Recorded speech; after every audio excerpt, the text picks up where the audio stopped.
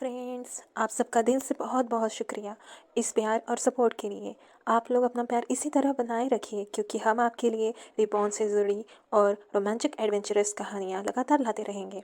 तो बिना देर किए चलिए कहानी शुरू करते हैं। थे झिरन और मोजीवे ने उस दिशा में देखा जिस ओर ग्राम प्रमुख कोई इशारा कर रहे थे। घर सुदूर पूर्व दिशा में था, संभवतः सरकारी अधिकारी ने उन्हें चेतावनी दी थी कि वह भूतिया है। बाहर से घर अन्य टेढ़ी मेढ़ी इमारतों के विपरीत वास्तव में अच्छा दिखता था, लेकिन यह बहुत छोटा था, शायद ज्यादा से ज्यादा केवल 2 कमरे।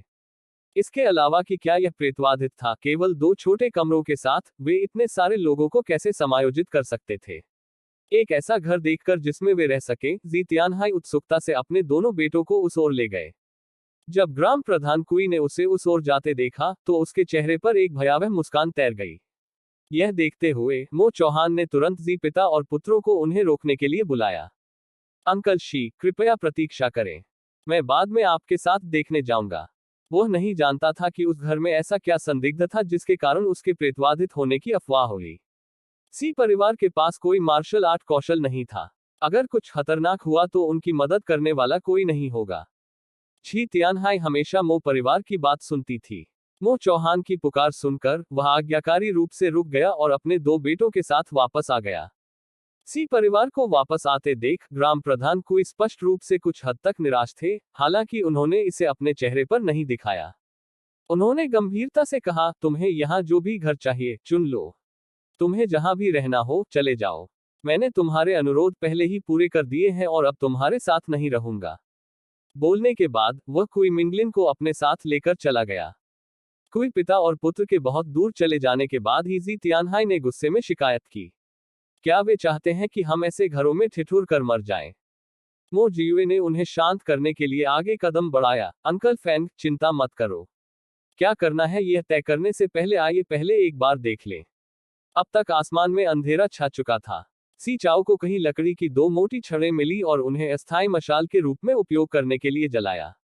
यह देखते हुए कि महिलाएं डरपोक थीं, मो जियुए और मो चुहान ने फैसला किया कि दोनों भाई पहले चारों ओर देखेंगे, जबकि बाकी लोग वहीं इंतजार करेंगे जहां वे थे।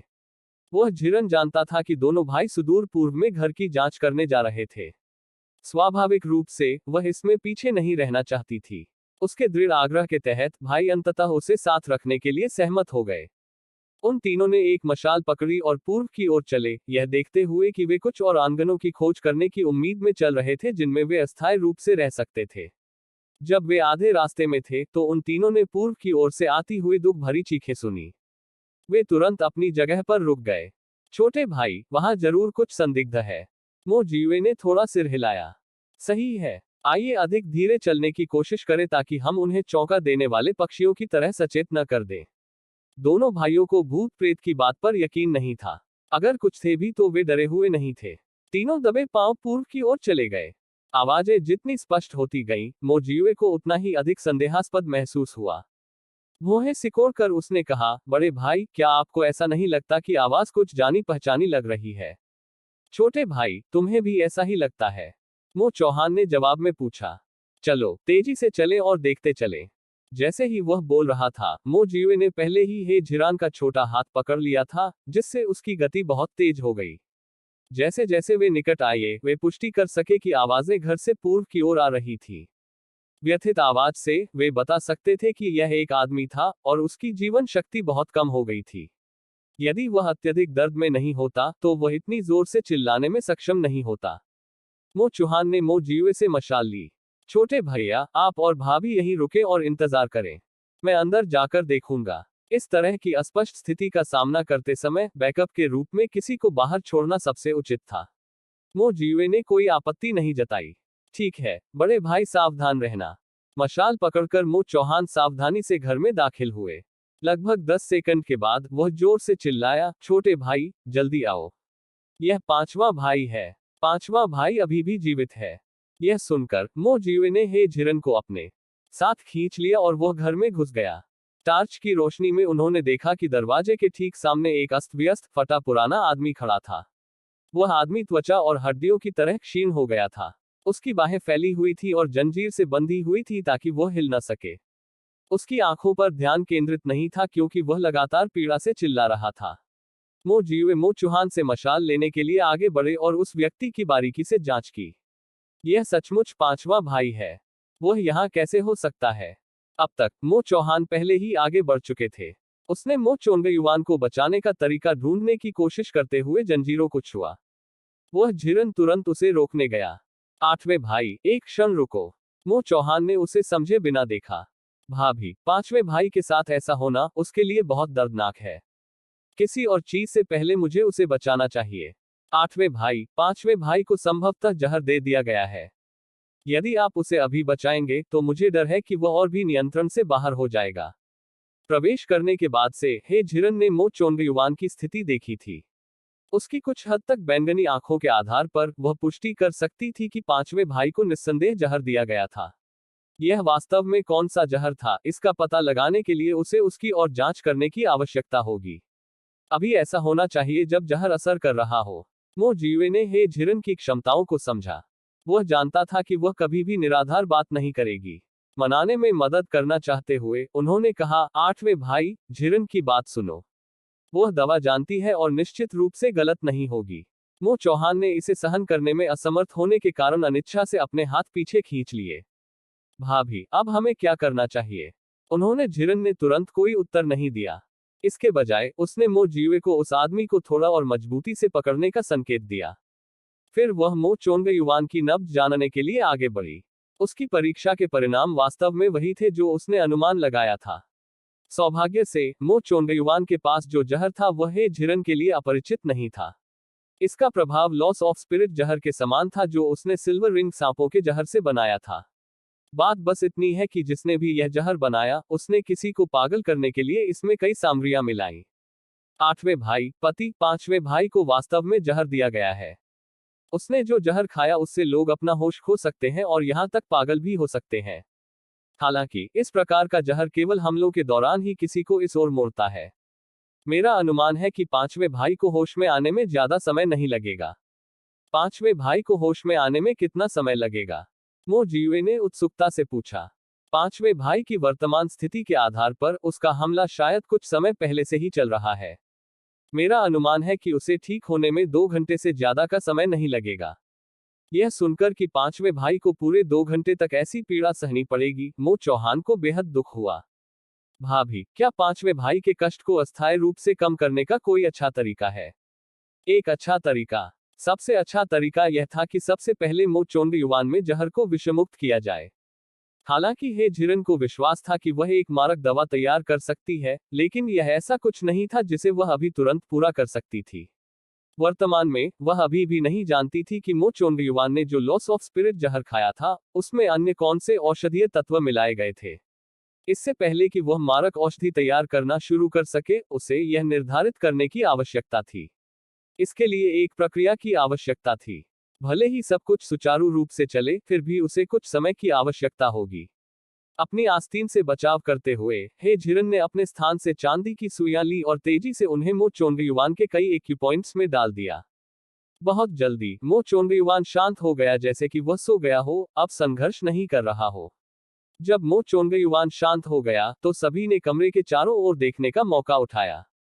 कमरा बड़ा नहीं था। एक बिस्तर के अलावा दरवाजे के बगल वाले कोने में केवल एक लोहे का बर्तन और कटोरे और चॉपस्टिक का एक सेट था।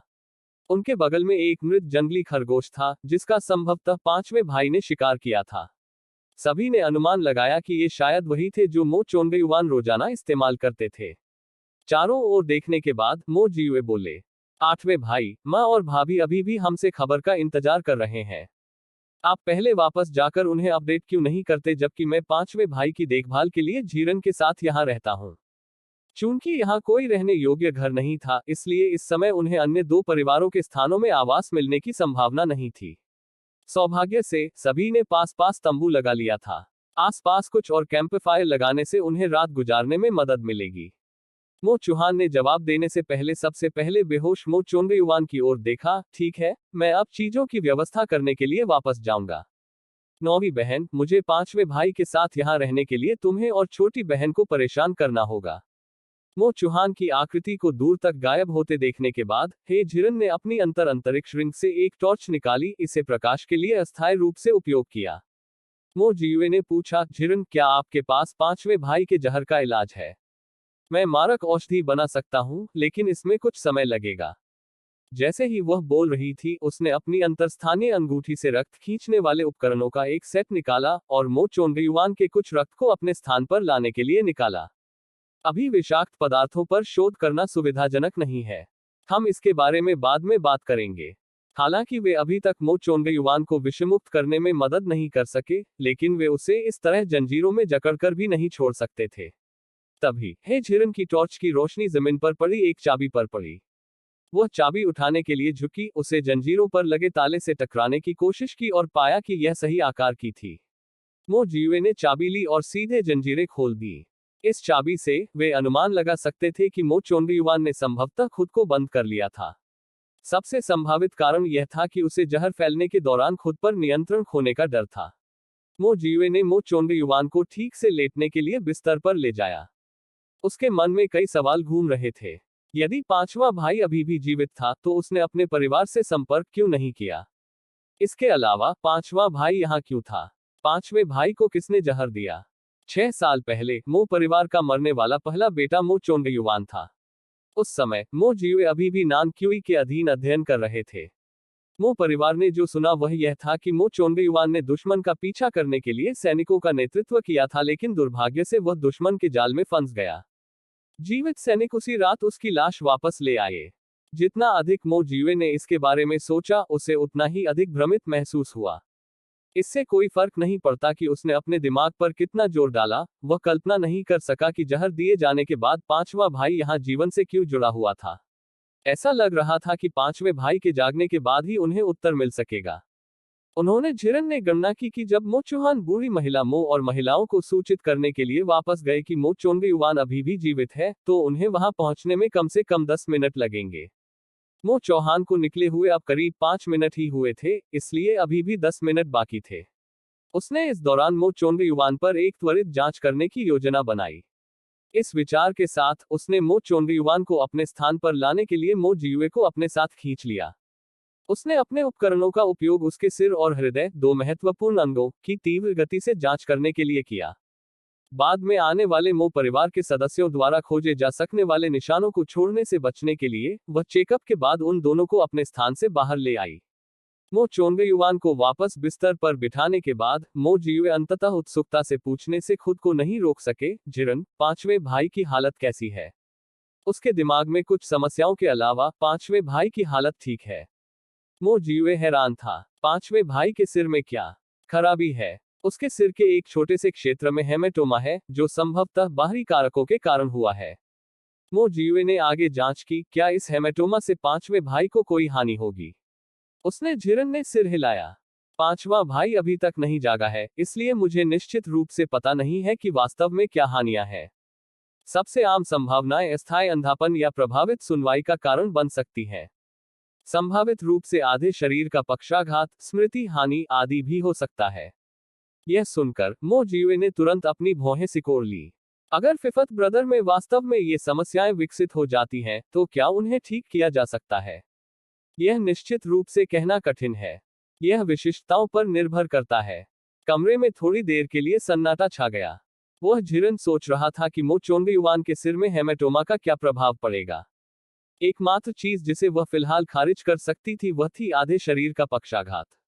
जब उन्होंने पहली बार मो चोंगयुआन की खोज की थी, तो उसका पूरा शरीर सीधा खड़ा था और दोनों पैरों की ताकत काफी संतुलित थी। अतः इस संभावना से इनकार किया जा सकता है। जहां तक और बात की बात है, उन्हें सच्चाई उजागर करने के लिए मो चोंगयुआन के जागने तक इंतजार करना होगा। मो जियुए को काफी चिंता महसूस हुई। पांचवें भाई का व्यक्तित्व जिद्दी था। जब उसका मन स्पष्ट हो गया और उसे अपनी कमजोरियों के बारे में पता चला, तो उसे निश्चित रूप से अत्यधिक पीड़ा हुई होगी। जैसे ही वे दोनों अपने अपने ख्यालों में खोए हुए थे, बाहर से तेज कदमों की आवाज और महिलाओं की सिसकने की आवाजें सुनाई दे रही थी। उसने झिरन ने तुरंत टॉर्च को अपने अंतरिक्ष रिंग में डाल दिया। ओल्ड लेडी मो की आवाज उसके वास्तविक आगमन से पहले ही फैल गई। चौहान, क्या तुम्हारा पांचवा भाई सचमुच यहाँ है? माँ, पांचवा भाई यहाँ है। आप जल्द ही उसे देख सकेंगी। जल्द ही दरवाजा बाहर से धक्का देकर खोला गया। सबसे पहले पांचवी भाभी दौड़कर अंदर आई। वो तेजी से हे झिरन की ओर बढ़ी और उसका हाथ एक हाथ से पकड़ लिया। नौवीं बहन, तुम्हारा पांचवा भाई कहाँ है? मो चौहान के पास मौजूद टॉर्च की रोशनी का उपयोग करते हुए वह झिरन पांचवी भाभी को बिस्तर के पास ले गया। भाभी, उत्तेजित मत होइए। पांचवा भाई अभी भी बेहोश है। पहले उसे यहीं संभालो। इस समय पांचवी भाभी अभी भी हे झिरन की यादों पर कहाँ ध्यान दे सकती थी। उसने जोर से चिल्लाते हुए खुद को मो चोंगयुवान के शरीर पर फेंक दिया। पति, तुम सचमुच अभी भी जीवित हो। यह अद्भुत है, तुम मरे नहीं हो। वाह वाह। पांचवी भाभी ने मो चोंगयुवान के शरीर को पागलपन से हिलाया, जैसे कि वह उसे तुरंत जगा देना चाहती हो। दोनों तरफ से मो चुहान और मो हन्यू की मदद से बूढ़ी महिला मो भी मो चोंगयुवान के बिस्तर पर पहुंची। उसने झिरन ने पांचवी भाभी को जबरदस्ती वापस ऊपर खींच लिया। भाभी, पांचवे भाई की तबीयत ठीक नहीं है। उन्हें चोट मत पहुंचाओ। दरअसल पांचवी भाभी ने मो चोंगयुवान को कुछ बार हिलाने से वास्तव में कोई नुकसान नहीं हुआ। झिरन ने सोचा कि पांचवी भाभी अभी जिस उच्च भावनात्मक स्थिति में है, उसे उचित सलाह देने का शायद यही एकमात्र तरीका था। निश्चित रूप से यह सुनकर कि उसकी हरकतें उसके पति के स्वास्थ्य को प्रभावित कर सकती हैं, पांचवी भाभी ने तुरंत आगे बढ़ना बंद कर दिया। अनिच्छा से वह अपने आंसुओं को रोकते हुए दूर चली गई। छोटी बहन, मैं तुमसे विनती करता हूं, तुम्हें अपने पांचवे भाई को बचाना होगा। वह झिरन जानता था कि बूढ़ी औरत मो उसके बेटे को देखना चाहती थी। उसने जगह बनाने के लिए पांचवी भाभी को एक तरफ खींच लिया। भाभी, चिंता मत करो। मैं पांचवे भाई को ठीक करने का उपाय जरूर सोचूंगा। पांचवी भाभी ने जोर से सिर हिलाया। मम्मा, नौवीं बहन सबसे सक्षम दिव्य चिकित्सक है जिससे मैं कभी मिला हूं। आप निश्चित रूप से अपने पांचवे भाई को ठीक करने में सक्षम होंगी। अब तक बूढ़ी महिला मो चोंगयुवान के बिस्तर के पास आ चुकी थी। टार्च की रोशनी का उपयोग करते हुए उसने उसकी विशेषताओं का ध्यानपूर्वक निरीक्षण किया। चोंगयुवान, माँ यहाँ है। अपनी आंखें खोलो और माँ को देखो। जैसे ही वह बोली, बूढ़ी महिला मो अब अपनी भावनाओं को रोक नहीं सकी और जोर जोर से रोने लगी। मो परिवार ने ऐसी क्या गलती की थी कि जब उनका बेटा मौत के बाद जीवित लौट आया तब भी यह इतना दुखद होगा। मो हन्यू भी किनारे पर लगातार रोए। बिस्तर पर मो चोंगयुवान की वर्तमान भिखारी जैसी स्थिति को देखकर भाभियों का भी दिल दुख गया। हर कोई मो चोंगयुवान पर पहरा दे रहा था, जाने का कोई इरादा नहीं था। वह झिरन अब भी सबसे समझदार थी। उसने सोचा कि चूंकि पूरा परिवार यहाँ आ गया है, इसलिए आज रात उनके आराम करने के लिए तंबू अभी भी नहीं लगाया गया है। माँ, आठवें बड़े भाई, भाभियां, देर हो रही है। आप पहले वापस जाकर तंबू क्यों नहीं लगाती? जीवे और मैं निगरानी के लिए यहीं रुकेंगे। पांचवें बड़े भाई के जागने पर हम तुरंत आपको सूचित करेंगे। बुढ़िया मो को पता था कि नौवीं बहू ने जो कहा है उसका कोई मतलब है। इसके अलावा मो चोंगयुवान अभी भी बेहोश था और उनका रुकना बेकार था। बेहतर होगा कि पहले जाकर सोने का इंतजाम कर ले। हर कोई है परिवार की लड़की की बात सुनता है। वापस जाओ और पहले सफाई करो। अपनी बात खत्म करने के बाद ओल्ड लेडी मो पहले बाहर चली गई और बाकी लोग उनके पीछे पीछे चले गए। केवल पांचवी भाभी जाने में आनाकानी कर रही थी। उसका पति अभी अभी मृतकों में से जीवित वापस आया था। वह वहीं रहकर उसकी देखभाल करना चाहती थी। वह झिरन उस समय पांचवी भाभी की भावनाओं को समझ गई थी, लेकिन वह मार्ग पर शोध करने के लिए उसके स्थान में प्रवेश करने की योजना बना रही थी। पांचवी भाभी के लिए रहना वास्तव में असुविधाजनक था। पांचवा भाभी, जब पांचवा बड़ा भाई जाग जाएगा तो मैं सबसे पहले तुम्हें बता दूंगी। चूंकि नौवीं छोटी भाभी ने भी ऐसा कहा था, पांचवी भाभी अनिच्छा से ही बूढ़ी महिला मो के साथ जा सकती थी। अब केवल मो जीवे और हे झिरान ही बचे थे। मो चोंगयुवान को जल्द ही होश आ जाना चाहिए। झिरन ने उतावलेपन से किसी को भी अपने पास लाने की हिम्मत नहीं की। हालांकि वह अपने स्थान में प्रवेश नहीं कर सकती थी, फिर भी वह इसे अपनी चेतना से संचालित कर सकती थी। उसने जहर के घटकों को निर्धारित करने के लिए सबसे पहले मो चोंगयुवान के रक्त का विश्लेषण करने की योजना बनाई। जबकि हे झिरन और मो जीवे यहाँ मो चोंगयुवान को विश्रण में मदद करने की कोशिश कर रहे थे, लियांग हाओ और अन्य जो अभी भी यू शहर में थे, वे भी निष्क्रिय नहीं थे। उन्होंने आज कुई काउंटी मजिस्ट्रेट द्वारा मो परिवार को धमकाने का पूरा दृश्य देखा था। उन्होंने कुत्ते अधिकारी को रुकने और सबक सिखाने की योजना बनाई। यही कारण है कि उन्होंने निर्वासित लोगों का शीलिंग गांव तक पीछा नहीं किया। अब काफी रात हो चुकी थी और अंधेरी हवाएं गरज रही थी। जियांग यांग बैंडिट्स के लिए कार्रवाई करने का यह बिल्कुल सही समय था। दिन के दौरान उन्हें पहले ही मजिस्ट्रेट कुई के निवास स्थान का पता चल गया था। वे मुख्य प्रांगण में कुत्ते के अधिकारी को सबक सिखाने की योजना बनाते हुए अपने हल्केपन कौशल का उपयोग करके आंगन में घुस गए। संयोग से वे मजिस्ट्रेट कुई को हे परिवार की जुड़वा बहनों के साथ आनंद लेते हुए देखते हैं। उनमें से कुछ ने तेजी से पास के गार्डों और नौकरों को बेहोश कर दिया। लियांग हाओ ने अपना पैर उठाया और लात मारकर दरवाजा खोल दिया। अंदर मौजूद 3 नग्न लोग तुरंत डर के मारे चिल्लाने लगे। चूंकि बाहर के लोग बेहोश हो गए थे, चाहे वे कितनी भी जोर से चिल्लाएं, कोई भी दौड़कर नहीं आया। मजिस्ट्रेट कुई को अब दोनों सुंदरियों की भी परवाह नहीं थी। जब वह कुछ नकाबपोश लोगों को डर के मारे घूरने लगा तो उसने जल्दी से अपने चारों ओर लपेटने के लिए कंबल उठा लिया। कौन? तुम कौन हो? लियांग हाओ और अन्य लोग जियांग यांग बैंडिट्स के रूप में अभिनय करने में बहुत अनुभवी थे। जब उन्होंने किसी को चोट पहुंचाने की योजना नहीं बनाई तो वे दूसरे पक्ष के साथ बिल्कुल भी संवाद नहीं करेंगे। सोन चाओ और वांग डाली मौन समझ में आगे बढ़े और हे परिवार की जुड़वा बहनों को हाथ के टुकड़ों से बेहोश करने के लिए आगे बढ़े। उसी समय जू किंगफेंग ने मजिस्ट्रेट कुई को बिस्तर से नीचे खींच लिया। मुझे चोट मत पहुंचाओ, मैं एक अधिकारी हूं, मेरे पास पैसा है, बस अपनी कीमत बताओ। जू क्विंगफेंग ने उसे पूरी तरह से नजरअंदाज कर दिया। उसने मन में सोचा, मैं अपने हाथों से धन प्राप्त कर सकता हूं, मुझे आपके कुछ भी देने की आवश्यकता नहीं है। मजिस्ट्रेट कुई को लियांग हाओ के सामने बेरहमी से घसीटा गया। लियांग हाओ ने एक हाथ से उसके बाल पकड़ लिए और दूसरे हाथ से उसकी दोनों भुजाओं को नियंत्रित किया। सू किंगफेंग ने उसके दोनों पैरों को दबाकर पूरा सहयोग किया। तब ली मिंगरुई ने समय पर एक चमकदार खंजर निकाला और मजिस्ट्रेट कुई के निचले शरीर पर वार कर दिया। एक अत्यंत दयनीय चीख के बाद वह आदमी, जो अभी भी कुछ क्षण पहले 2 सुंदरियों के साथ आनंद ले रहा था, तुरंत नपुंसक बन गया। मजिस्ट्रेट कुई अपनी चीख के साथ होने वाले असहनीय दर्द से पहले ही बेहोश हो चुके थे। लियांग हाओ ने अपनी पकड़ ढीली कर दी और उसे एक बार और बुरी तरह लात मारने के लिए आगे बढ़ा। यह देखकर कि मजिस्ट्रेट कुई पूरी तरह से निरुत्साहित थे, तभी उन्होंने दूसरों की ओर हाथ हिलाया। उनमें से कुछ लोग बड़ी मौन समझ के साथ आगे बढ़े और तुरंत कमरे में तोड़फोड़ शुरू कर दी। ऐसा लग रहा था कि यह वह कमरा नहीं था जिसमें मजिस्ट्रेट कुई आमतौर पर रहते थे। गहनों के कुछ बेकार टुकड़ों के अलावा वहां और कुछ नहीं था। वांग डाली ने आभूषणों को अपने कपड़ों में भर लिया, दूसरों की ओर हाथ हिलाया, फिर वे सफाई से कमरे से बाहर चले गए। उनमें से कुछ ने तुरंत मजिस्ट्रेट कुई के आवास को उलट पुलट कर दिया। अप्रत्याशित रूप से उनके द्वारा खोजे गए खजाने ने उन्हें आश्चर्यचकित कर दिया। वास्तव में एक छोटे काउंटी मजिस्ट्रेट के आवास में 50,000 चांदी टन मूल्य के बैंक नोट थे। इन बैंक नोटों के अलावा हार्ड करेंसी में करीब 10,000 चांदी टन भी थे। उसके ऊपर सोने और चांदी के आभूषण, बहुमूल्य रत्न, रेशम और सैटिन, प्राचीन वस्तुएं, सुलेख और पेंटिंग थी। आधा भंडारगृह खचाखच भर गया। दुर्भाग्य से उनमें से 5 केवल वे वस्तुएं ही ले जा सके जिन्हें ले जाना आसान हो। जहां तक उन अत्यधिक भारी रेशम, साटन, प्राचीन वस्तुएं, सुलेख और पेंटिंग आदि का सवाल है, वे केवल स्थायी रूप से भ्रष्ट अधिकारी को अभी के लिए उनका आनंद लेने दे सकते हैं। कुछ आकृतियां मजिस्ट्रेट कुई के आवास से बाहर निकली और शीलिंग गांव की ओर तेजी से बढ़ी। उनके ऊपर इतना सारा सामान होने के कारण वे सड़कों पर स्पष्ट रूप से चल नहीं सकते थे।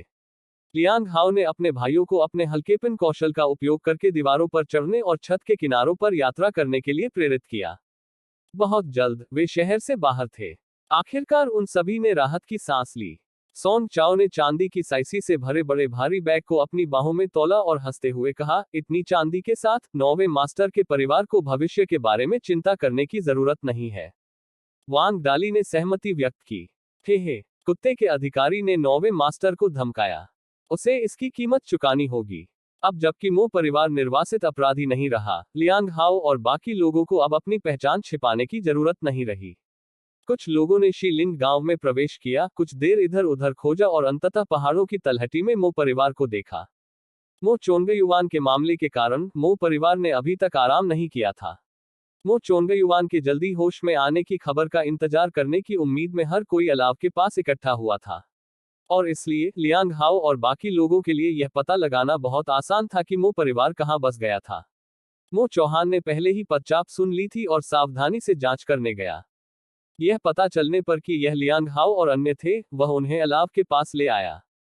मो जियुए को न देखकर लियांग हाओ ने उन्हें ये सभी खजाने सीधे मो चौहान को सौंपने का निर्देश दिया। तभी सोने, चांदी, मोतियों और रत्नों के ढेर, चांदी की सिल्लियों और चांदी के बैंक नोटों के साथ खड़खड़ाहट की आवाज के साथ जमीन पर गिर पड़े। मो परिवार के सभी सदस्यों की आंखें सदमे से चौड़ी हो गईं। मो चौहान ने संदेहपूर्वक पूछा, लियांग हाओ, ये क्या है? लियांग हाओ ने कुछ गर्व से कहा, 8वें मास्टर, भाई अभी मजिस्ट्रेट कुई के निवास पर टहलने गए थे। यह सुनकर मो चौहान हंस पड़े। मुझे वास्तव में इसे आप भाइयों को सौंपना है। अगर मुझे पहले पता होता तो मैं भी वापस आने के बजाय यूं शहर में इंतजार करता। तब मैं आप सभी के साथ मिलकर कुछ गुस्सा निकाल सकता था। सोंग चाओ करीब आया और इतनी धीमी आवाज में फुसफुसाया जिसे केवल वे दोनों ही सुन सकते थे, 8वें मास्टर, आप अभी भी नहीं जानते। अभी अभी हमने कुत्ते के अधिकारी की संतान को अलग कर दिया है। जैसे ही वह बोला, सोंग चाओ ने अपने हाथ से चुटकी का इशारा किया। उसकी आंखें भी प्रसन्नता से चमक उठी। मो चौहान ने मुस्कुराते हुए अपना सिर हिलाया। हे, तुम लोग सचमुच हो। मो परिवार की महिलाओं ने दोनों को एक दूसरे से फुसफुसाते हुए देखा और उनकी बातचीत के विषय के बारे में उत्सुकता महसूस की। 8वीं भाभी ने मन ही मन सोचा कि चाहे ऐसी कोई भी बात हो जो इस तरह की स्थिति में उसके पति को इतनी बेरुखी से हंसा सकती है, उसे स्पष्ट रूप से पूछने का अवसर अवश्य खोजना चाहिए। लियांग हाओ ने अपनी निगाहें चारों ओर घुमाई। यदि 9वां गुरु आसपास होता तो उनकी आवाज सुनकर निश्चित रूप से पहले ही वहां आ गया होता। फिर भी उनके लौटने के इतने समय बाद भी 9वें गुरु का कोई संकेत नहीं मिला। 8वें गुरु, क्या 9वां गुरु यहाँ नहीं है? शी लिंग गांव में 5वें बड़े भाई को खोजने पर मो चौहान को लगा कि अपने वफादार अधीनस्थों से कुछ भी छिपाने की कोई जरूरत नहीं है। तो उन्होंने संक्षेप में बताया कि कैसे उन्होंने यहाँ मो चोंगयुआन की खोज की थी और बताया कि इस समय मो जियुए और हे जिरान दूसरी तरफ 5वें बड़े भाई की देखभाल कर रहे थे। यह सुनकर वहां मौजूद सभी लोगों की आंखें आश्चर्य से फैल गईं। यह बिल्कुल अकल्पनीय था। पहले बड़े भाई मृत अवस्था में लौट आए थे, फिर उसके तुरंत बाद तीसरे बड़े भाई भी जीवित हो गए और अब 5वां बड़ा भाई भी जीवित था। क्या ऐसा हो सकता है कि मो परिवार के सभी पुरुष अभी भी जीवित थे? यह सोचकर लियांग हाओ ने अपना सिर जोर से हिलाया। यह असंभव था। उस समय जब छठे बड़े भाई और 7वें बड़े भाई की मृत्यु हो गई थी और उनके शव वापस ले जाए गए थे, तो वह व्यक्तिगत रूप से इसकी पुष्टि करने गए थे। उन्होंने उनके चेहरों से खून के धब्बे मिटाने में भी मदद की थी। वे दोनों दिखने और बनावट दोनों में निस्संदेह वास्तविक थे। इससे पता चला कि भले ही मो परिवार में अन्य बुजुर्ग जीवित थे, यह संभवतः छठा या 7वां बड़ा भाई नहीं हो सकता है। किसी भी मामले में एक और जीवित बचे व्यक्ति की खोज करने में सक्षम होना मो परिवार और उनके लिए बहुत अच्छी खबर थी। उसी समय पूर्व दिशा वाले कमरे में वह झिरन मो चोंगयुआन की रक्त परीक्षण रिपोर्ट को ध्यान से देख रहा था। यह देखकर कि वह लंबे समय से पढ़ रही थी, मो जियुए मदद नहीं कर सका लेकिन उत्सुकता से पूछा, रनरान, क्या 5वें भाई के जहर का कोई इलाज है? उसने झिरन ने रिपोर्ट को अपने भंडारण स्थान में रख दिया, फिर मुस्कुराए। यह बहुत कठिन नहीं होना चाहिए। मैं बाद में इसका अध्ययन करूंगा और मुझे विश्वास है कि मैं जल्दी से एक मारक तैयार कर सकता हूं। यह सुनकर मो जियुए बहुत खुश हुए। यह अद्भुत है। 5वें भाई को आखिरकार बचाया जा सकता है। जैसे ही उन्होंने बोलना समाप्त किया, बिस्तर पर लेटे हुए मो चोंगयुआन की हरकत देखी जा सकती थी। कुछ ही देर बाद उसने अपनी आंखें खोली। मो चोंगयुआन ने अपने सामने 2 अजनबियों को देखा। जैसे ही उसने रक्षात्मक रुख अपनाया, उसका शरीर फुर्ती से उठ खड़ा हुआ। तुम दोनों कौन हो? मो जियुए ने सोचा कि 6 साल पहले की तुलना में उनकी शक्ल सूरत में कोई खास बदलाव नहीं आया है। 5वें बड़े भाई ने यह क्यों पूछा? वह जल्दी से करीब आया और जितना संभव हो सके अपना चेहरा मो चोंगयुआन के करीब लाने की कोशिश करने लगा। यह मैं हूं, जियुए। जियुए। मो चोंगयुआन इस नाम से स्पष्ट रूप से अपरिचित थे। मो चोंगयुआन की वर्तमान स्थिति को देखकर हे झिरन अब पुष्टि कर सकता है कि उसके मस्तिष्क को नुकसान पहुंचाने वाला रक्त का थक्का निस्संदेह उसकी याददाश्त को प्रभावित कर रहा था। यह देखते हुए कि मो जियुए अभी भी जिद करके मो चोंगयुआन को पहचानने की कोशिश कर रहा था, हे झिरन केवल असहाय रूप से याद दिला सका, प्रिय पति, 5वें बड़े भाई की याददाश्त चली गई लगती है। दरअसल मो चोंगयुआन की हालत देखने के बाद मो जियुए ने भी इस संभावना पर विचार किया था। वो इस पर विश्वास ही नहीं करना चाहता था। हे झिरन की याद दिलाने पर मो जियुए के पास वास्तविकता का सामना करने के अलावा कोई विकल्प नहीं था। रनरान, क्या स्मृति हानि ठीक हो सकती है? हे झिरन ने अपने भंडारण स्थान में मो चोंगयुआन के सिर के निरीक्षण परिणामों की सावधानी पूर्वक जांच की थी। हालांकि हेमेटोमा बड़ा नहीं था, सर्जरी उस स्थान के लिए उपयुक्त नहीं थी। इसके अलावा मो चोंगयुआन के सेरेब्रल हेमेटोमा के क्षेत्र को देखते हुए, उसे अपनी कार्यक्षमता पर भरोसा करते हुए इसमें से कुछ को स्वयं अवशोषित करना चाहिए था। अभी कहना मुश्किल है। हमें हेमेटोमा अवशोषण की भविष्य की स्थिति को देखना होगा। मैं उसे रक्त अवशोषण को बढ़ावा देने के लिए कुछ दवा भी दे सकता हूँ, इसलिए परिणाम निर्धारित करना अभी भी जल्दबाजी होगी। मो जियुए को पता था कि वह झिरन पांचवें बड़े भाई का इलाज करने की पूरी कोशिश करेगा। नतीजा चाहे जो भी हो, जब तक पांचवा बड़ा भाई जीवित रहेगा, यह एक बहुत बड़ा आशीर्वाद होगा। जब दोनों मो चोंगयुआन की स्थिति पर चर्चा कर रहे थे, वह पहले ही बिस्तर से उठ चुका था। वह अपने सामने दो अजनबियों को घूरता रहा। उसे पता नहीं क्यों, लेकिन जब उसने उस आदमी की ओर देखा तो उसे एक अजीब सा अपनापन महसूस हुआ। दुर्भाग्य से, चाहे उसने कितना भी दिमाग लगाया हो, उसे याद नहीं आया कि उसने इस व्यक्ति को पहले कहाँ देखा था। पांचवें बड़े भाई की नजर को महसूस करते हुए मो जियुए ने उसे देखकर मुस्कुराया।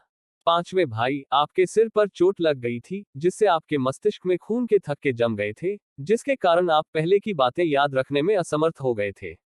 यह सुनकर मो चोंगयुआन ने अवचेतन रूप से अपने सिर के पिछले हिस्से को छुआ। वहां सचमुच एक निशान था, हालांकि उसे याद नहीं था कि यह कैसे लगा था।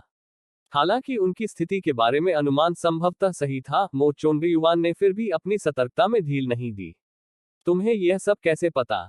मो जियुए ने हे झिरन को अपनी तरफ खींचा और धैर्यपूर्वक समझाया, पांचवें भाई, यह मेरी नवविवाहित पत्नी है। वह आपकी नौवीं भाभी भी है। बचपन से ही उसने चिकित्सा की पढ़ाई की है और अभी जब आप बेहोश थे, रेनरान ने पहले ही आपकी जांच में मदद की है। उसने सोचा था कि ऐसा कहने से मो चोंगयुआन की कुछ चिंताएं कुछ हद तक कम हो जाएंगी, लेकिन इसके बजाय वह और भी अधिक सतर्क हो गया। वह तेजी से मो जियुए को गले से पकड़ने के लिए आगे बढ़ा। मो जियुए ने बचने की कोशिश भी नहीं की और ऐसे ही पकड़ लिया गया।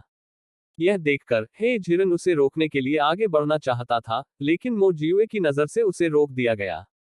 इस समय मो चोंगयुआन ने बात की, तुम यह कैसे सिद्ध कर सकते हो कि तुम सचमुच मेरे नौवें छोटे भाई हो? जल्दबाजी में मो जियुए ने अपनी शर्ट उतार दी, जिससे उसके कंधे पर एक अर्धचंद्राकार जन्मचिन्ह दिखाई देने लगा। पांचवें भाई, यह छाप मो परिवार के पुरुषों के लिए अद्वितीय है। चाहे कुछ भी हो, इसे नकली नहीं बनाया जा सकता। इस निशान को देखकर मो चोंगयुआन ने भी अपने कंधे पर रखे कपड़ों का एक हिस्सा नीचे खींच लिया। न केवल दोनों निशान आकार और आकार में बिल्कुल एक जैसे थे, बल्कि उनकी स्थिति भी बिना किसी मामूली अंतर के समान थी। मो चोंगयुआन ने अब मो जियुए की बातों पर विश्वास कर लिया और तुरंत अपनी गर्दन पर पकड़ ढीली कर दी। जब तुम मेरे भाई हो, तो मैं वास्तव में कौन हूँ? पांचवें भाई, आपका उपनाम मो है। आपको मो चोंगयुआन कहा जाता है। हमारे परिवार में कुल 9 भाई हैं, साथ ही एक बहन भी है जिसका नाम मोहन्यू है। मो परिवार सैन्य जनरल हैं जिन्होंने दाशुन को उत्कृष्ट सेवा प्रदान की है। 6 साल पहले आप सीमा की रक्षा के लिए तैनात थे। कुछ ही समय बाद समाचार आया कि आप युद्ध में मारे गए। मो जियुए ने मो चोंगयुआन को संक्षेप में बताया कि पिछले कुछ वर्षों में मो परिवार के साथ क्या हुआ था। यह सब सुनकर मो चोंगयुआन ने अपनी मुठ्ठियां कसकर भींच ली। तो आपका मतलब है कि पिछले 6 वर्षों से मेरे परिवार ने मुझे मृत मान लिया है? मो जियुए ने सिर हिलाया। हाँ, 8 बड़े भाइयों में से आप पहले थे जिनकी मौत की खबर वापस आई।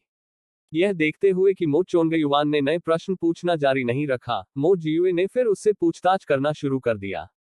पांचवें भाई, क्या तुम्हें अब भी याद है कि तुम यहाँ कैसे आए? अपनी याददाश्त खोने के बाद जो हुआ वह मो चोंगयुआन को स्वाभाविक रूप से याद था। मुझे बस इतना पता है कि घायल होने के बाद मुझे एक किसान परिवार ने बचाया था।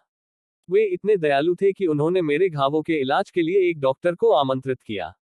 शाम तक मुझे एहसास हुआ कि मेरी शारीरिक स्थिति अजनबी और अजनबी होती जा रही थी। खासकर सूर्यास्त के बाद मुझे पागल होने की इच्छा महसूस होगी। इसके अलावा यह भावना दिन ब दिन मजबूत होती गई। उस पीड़ा ने मुझे पूरी तरह से तरकीन बना दिया। मेरी ताकत भी सामान्य समय से कहीं अधिक होगी। मुझे नहीं पता था कि मैं कौन हूं या कहां जाना है। जब मेरी विषाक्तता भड़क उठी तो अपने उपकारक को नुकसान न पहुंचाने के लिए मैं केवल वहां से चले जाने का ही विकल्प चुन सका। इसलिए मैं ऐसे ही लक्ष्यहीन होकर भागा। निस्संदेह मैं ऐसा केवल दिन के समय ही करूंगा। मुझे पता था कि सूर्यास्त के बाद मैं होश खो बैठूंगा और चिंतित था कि कहीं मैं निर्दोष लोगों को चोट न पहुंचा दूं, इसलिए सूर्यास्त से पहले मैं छिपने के लिए जंगल में या किसी पहाड़ पर भाग जाता था और अपने रास्ते पर आगे बढ़ने से पहले सामान्य स्थिति में लौटने तक प्रतीक्षा करता था। अनजाने में मैं यहां पहुंच गया। यह जानकर कि यहां मूल रूप से कोई मानवीय गतिविधि नहीं थी, मैं अस्थायी रूप से बस गया।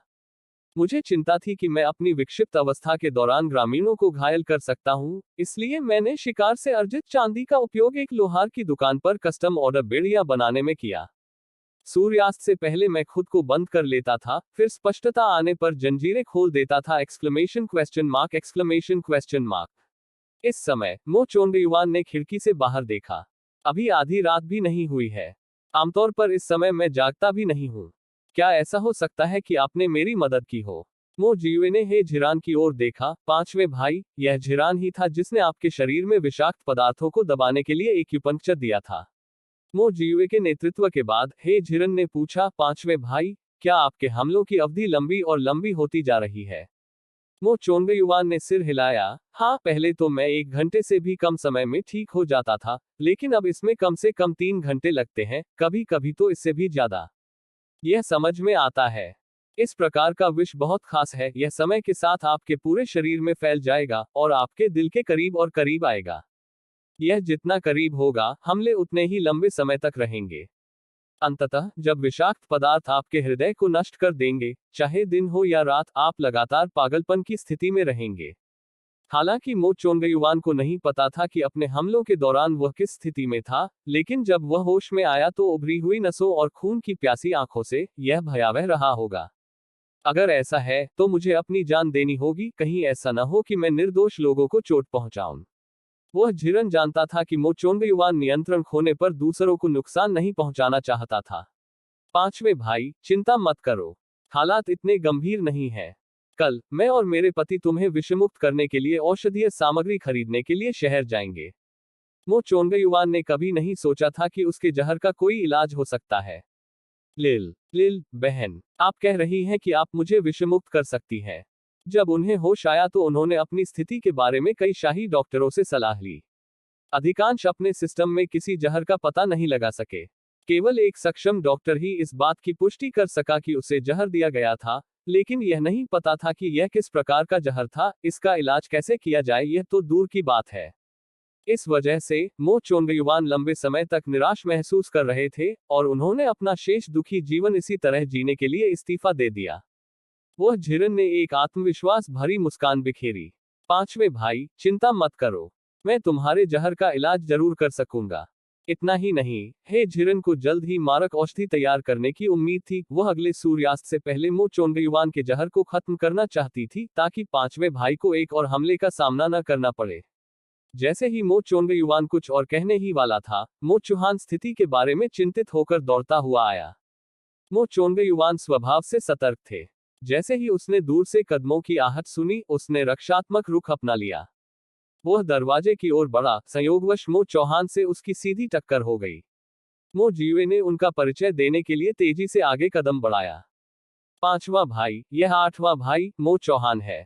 यह सुनकर कि यह उसका अपना भाई था, मो चोंगयुआन ने तुरंत अपनी बंद मुठ्ठियां ढीली कर दी। मो चौहान को नहीं पता था कि पांचवा भाई अपनी याददाश्त खो चुका है। वह बहुत उत्सुक था कि जब वे परिवार में थे तो छोटे भाई को अभी भी परिचय की आवश्यकता क्यों थी। मो जियुए ने तुरंत मो चुहान को स्थिति समझाई। आठवें भाई, पांचवें भाई को सिर में चोट लगी जिसके कारण उसे भूलने की बीमारी हो गई। उसे 6 साल पहले की कोई बात याद नहीं है।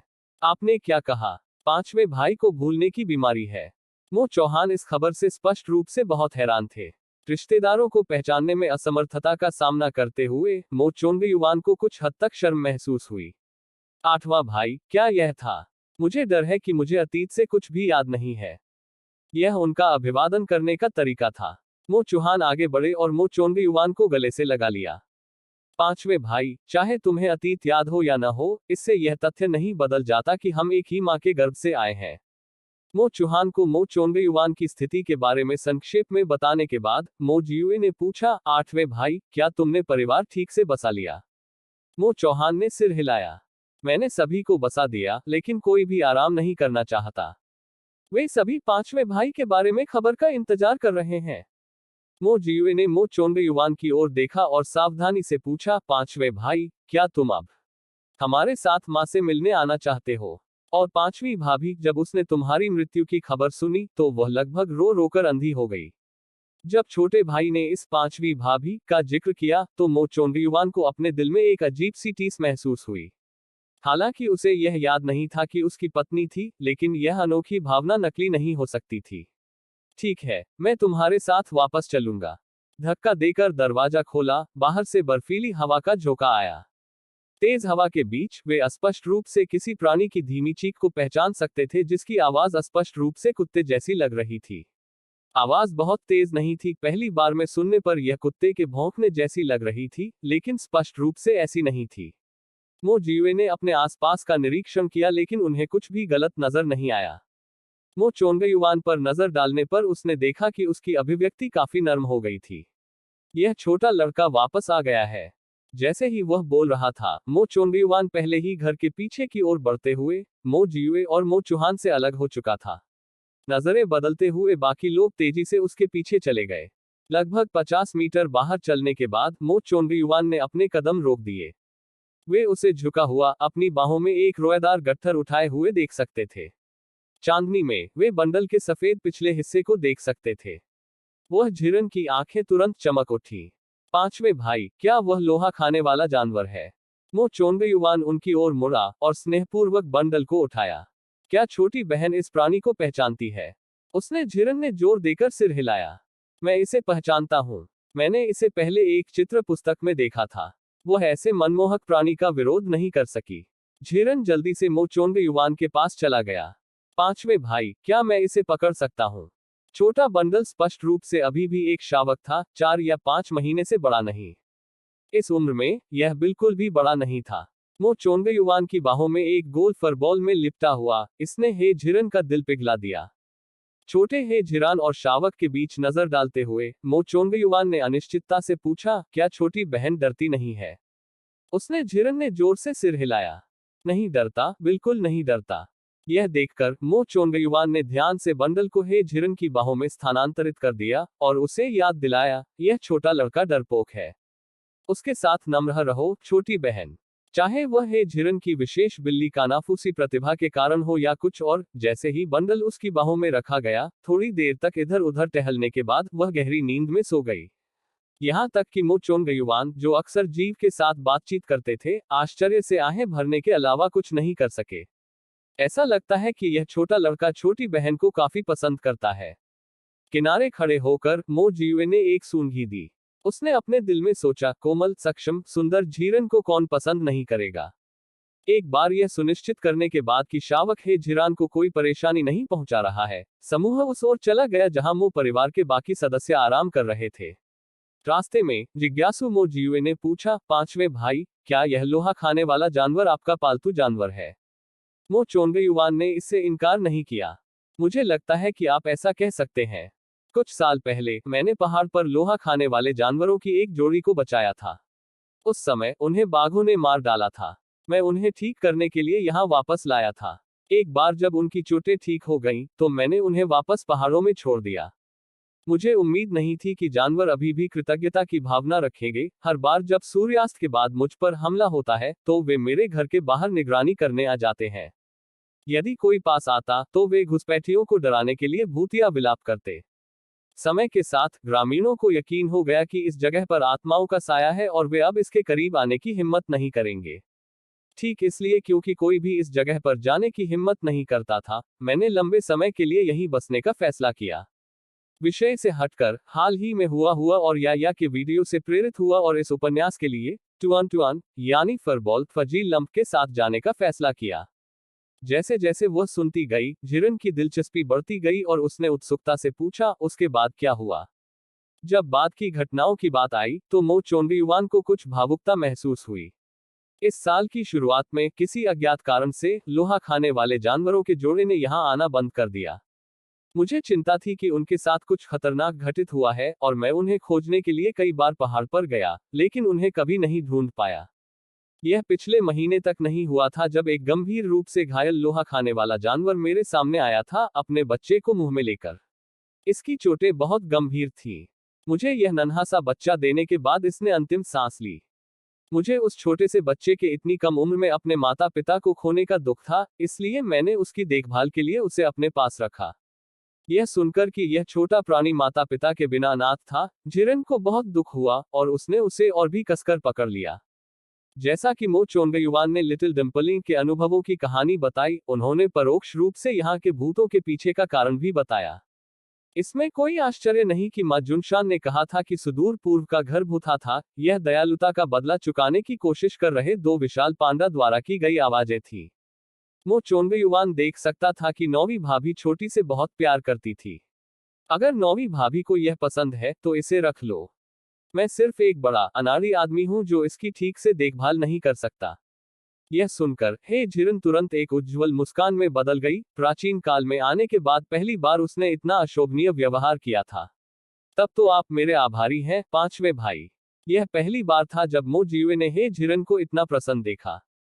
उसे खुश देखना किसी भी चीज से ज्यादा महत्वपूर्ण था। वह ऊपर गया और धीरे से छोटे बच्चे की पीठ पर हाथ फेरा। जब आप इसे रखेंगे तो आप इस छोटे बच्चे को एक नाम क्यों नहीं देते?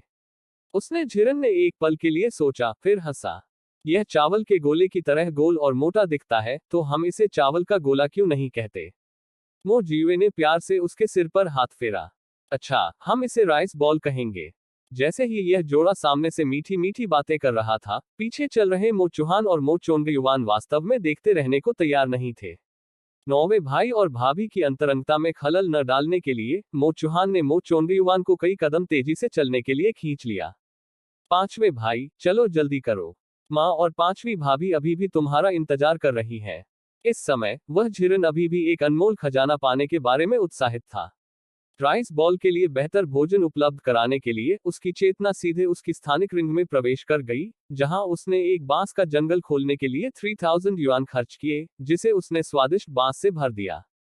साथ ही बाद में राइस बॉल को आसानी से खिलाने के लिए हे झिरन ने इसके लिए फॉर्मूला दूध भी तैयार किया।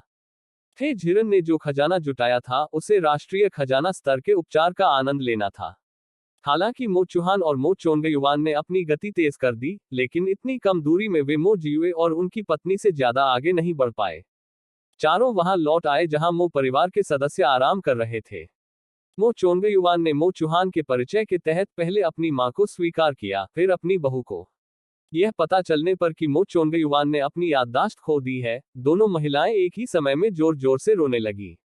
विशेष रूप से पांचवी भाभी कई वर्षों तक एक अकेली विधवा के रूप में रहने के बाद उसका पति अंततः मृतकों में से वापस आ गया था, फिर भी उसने उसे नहीं पहचाना। कुछ समय के लिए यह कुछ ऐसा था जिसे वह स्वीकार नहीं कर सकती थी। पांचवी भाभी ने अविश्वासपूर्वक मो चोंगयुआन की बांह पकड़ ली। पति, आप सचमुच मुझे नहीं पहचानते। आपने एक बार कहा था कि लड़ाई जीतने और घर लौटने के बाद आप मुझे डोनपो पोर्क खाने के लिए राजधानी की ह्यूमन बिल्डिंग में ले जाएंगे। आपने यह भी कहा कि आपको बच्चे के लिए बोधिसत्व से प्रार्थना करने के लिए मेरे साथ मंदिर जाने का समय मिलेगा। क्या ऐसा हो सकता है कि आप यह सब भूल गए हो? अपने सामने महिला को रोते हुए देखकर मो चोंगयुआन ने जो कुछ उसने वर्णित किया था उसके बारे में सोचने की बहुत कोशिश की, लेकिन वह जितना अधिक प्रयास करता उतना ही उसके सिर में दर्द होता, इस हद तक कि वह दर्द के मारे केवल अपना सिर पकड़ सकता था क्योंकि वह जमीन पर बैठ जाता था। उसकी अभिव्यक्ति बहुत पीड़ादायक थी। वह झिरन जानता था कि यह एक लक्षण है जो कई भूलने की बीमारी के रोगियों में दिखाई देगा। ऐसे लक्षण आमतौर पर इसलिए होते हैं क्योंकि मरीज अपने अतीत को याद करने के लिए कड़ी मेहनत कर रहा था, लेकिन जितना अधिक वे कोशिश करते थे उनके सिर में और अधिक दर्द होता था।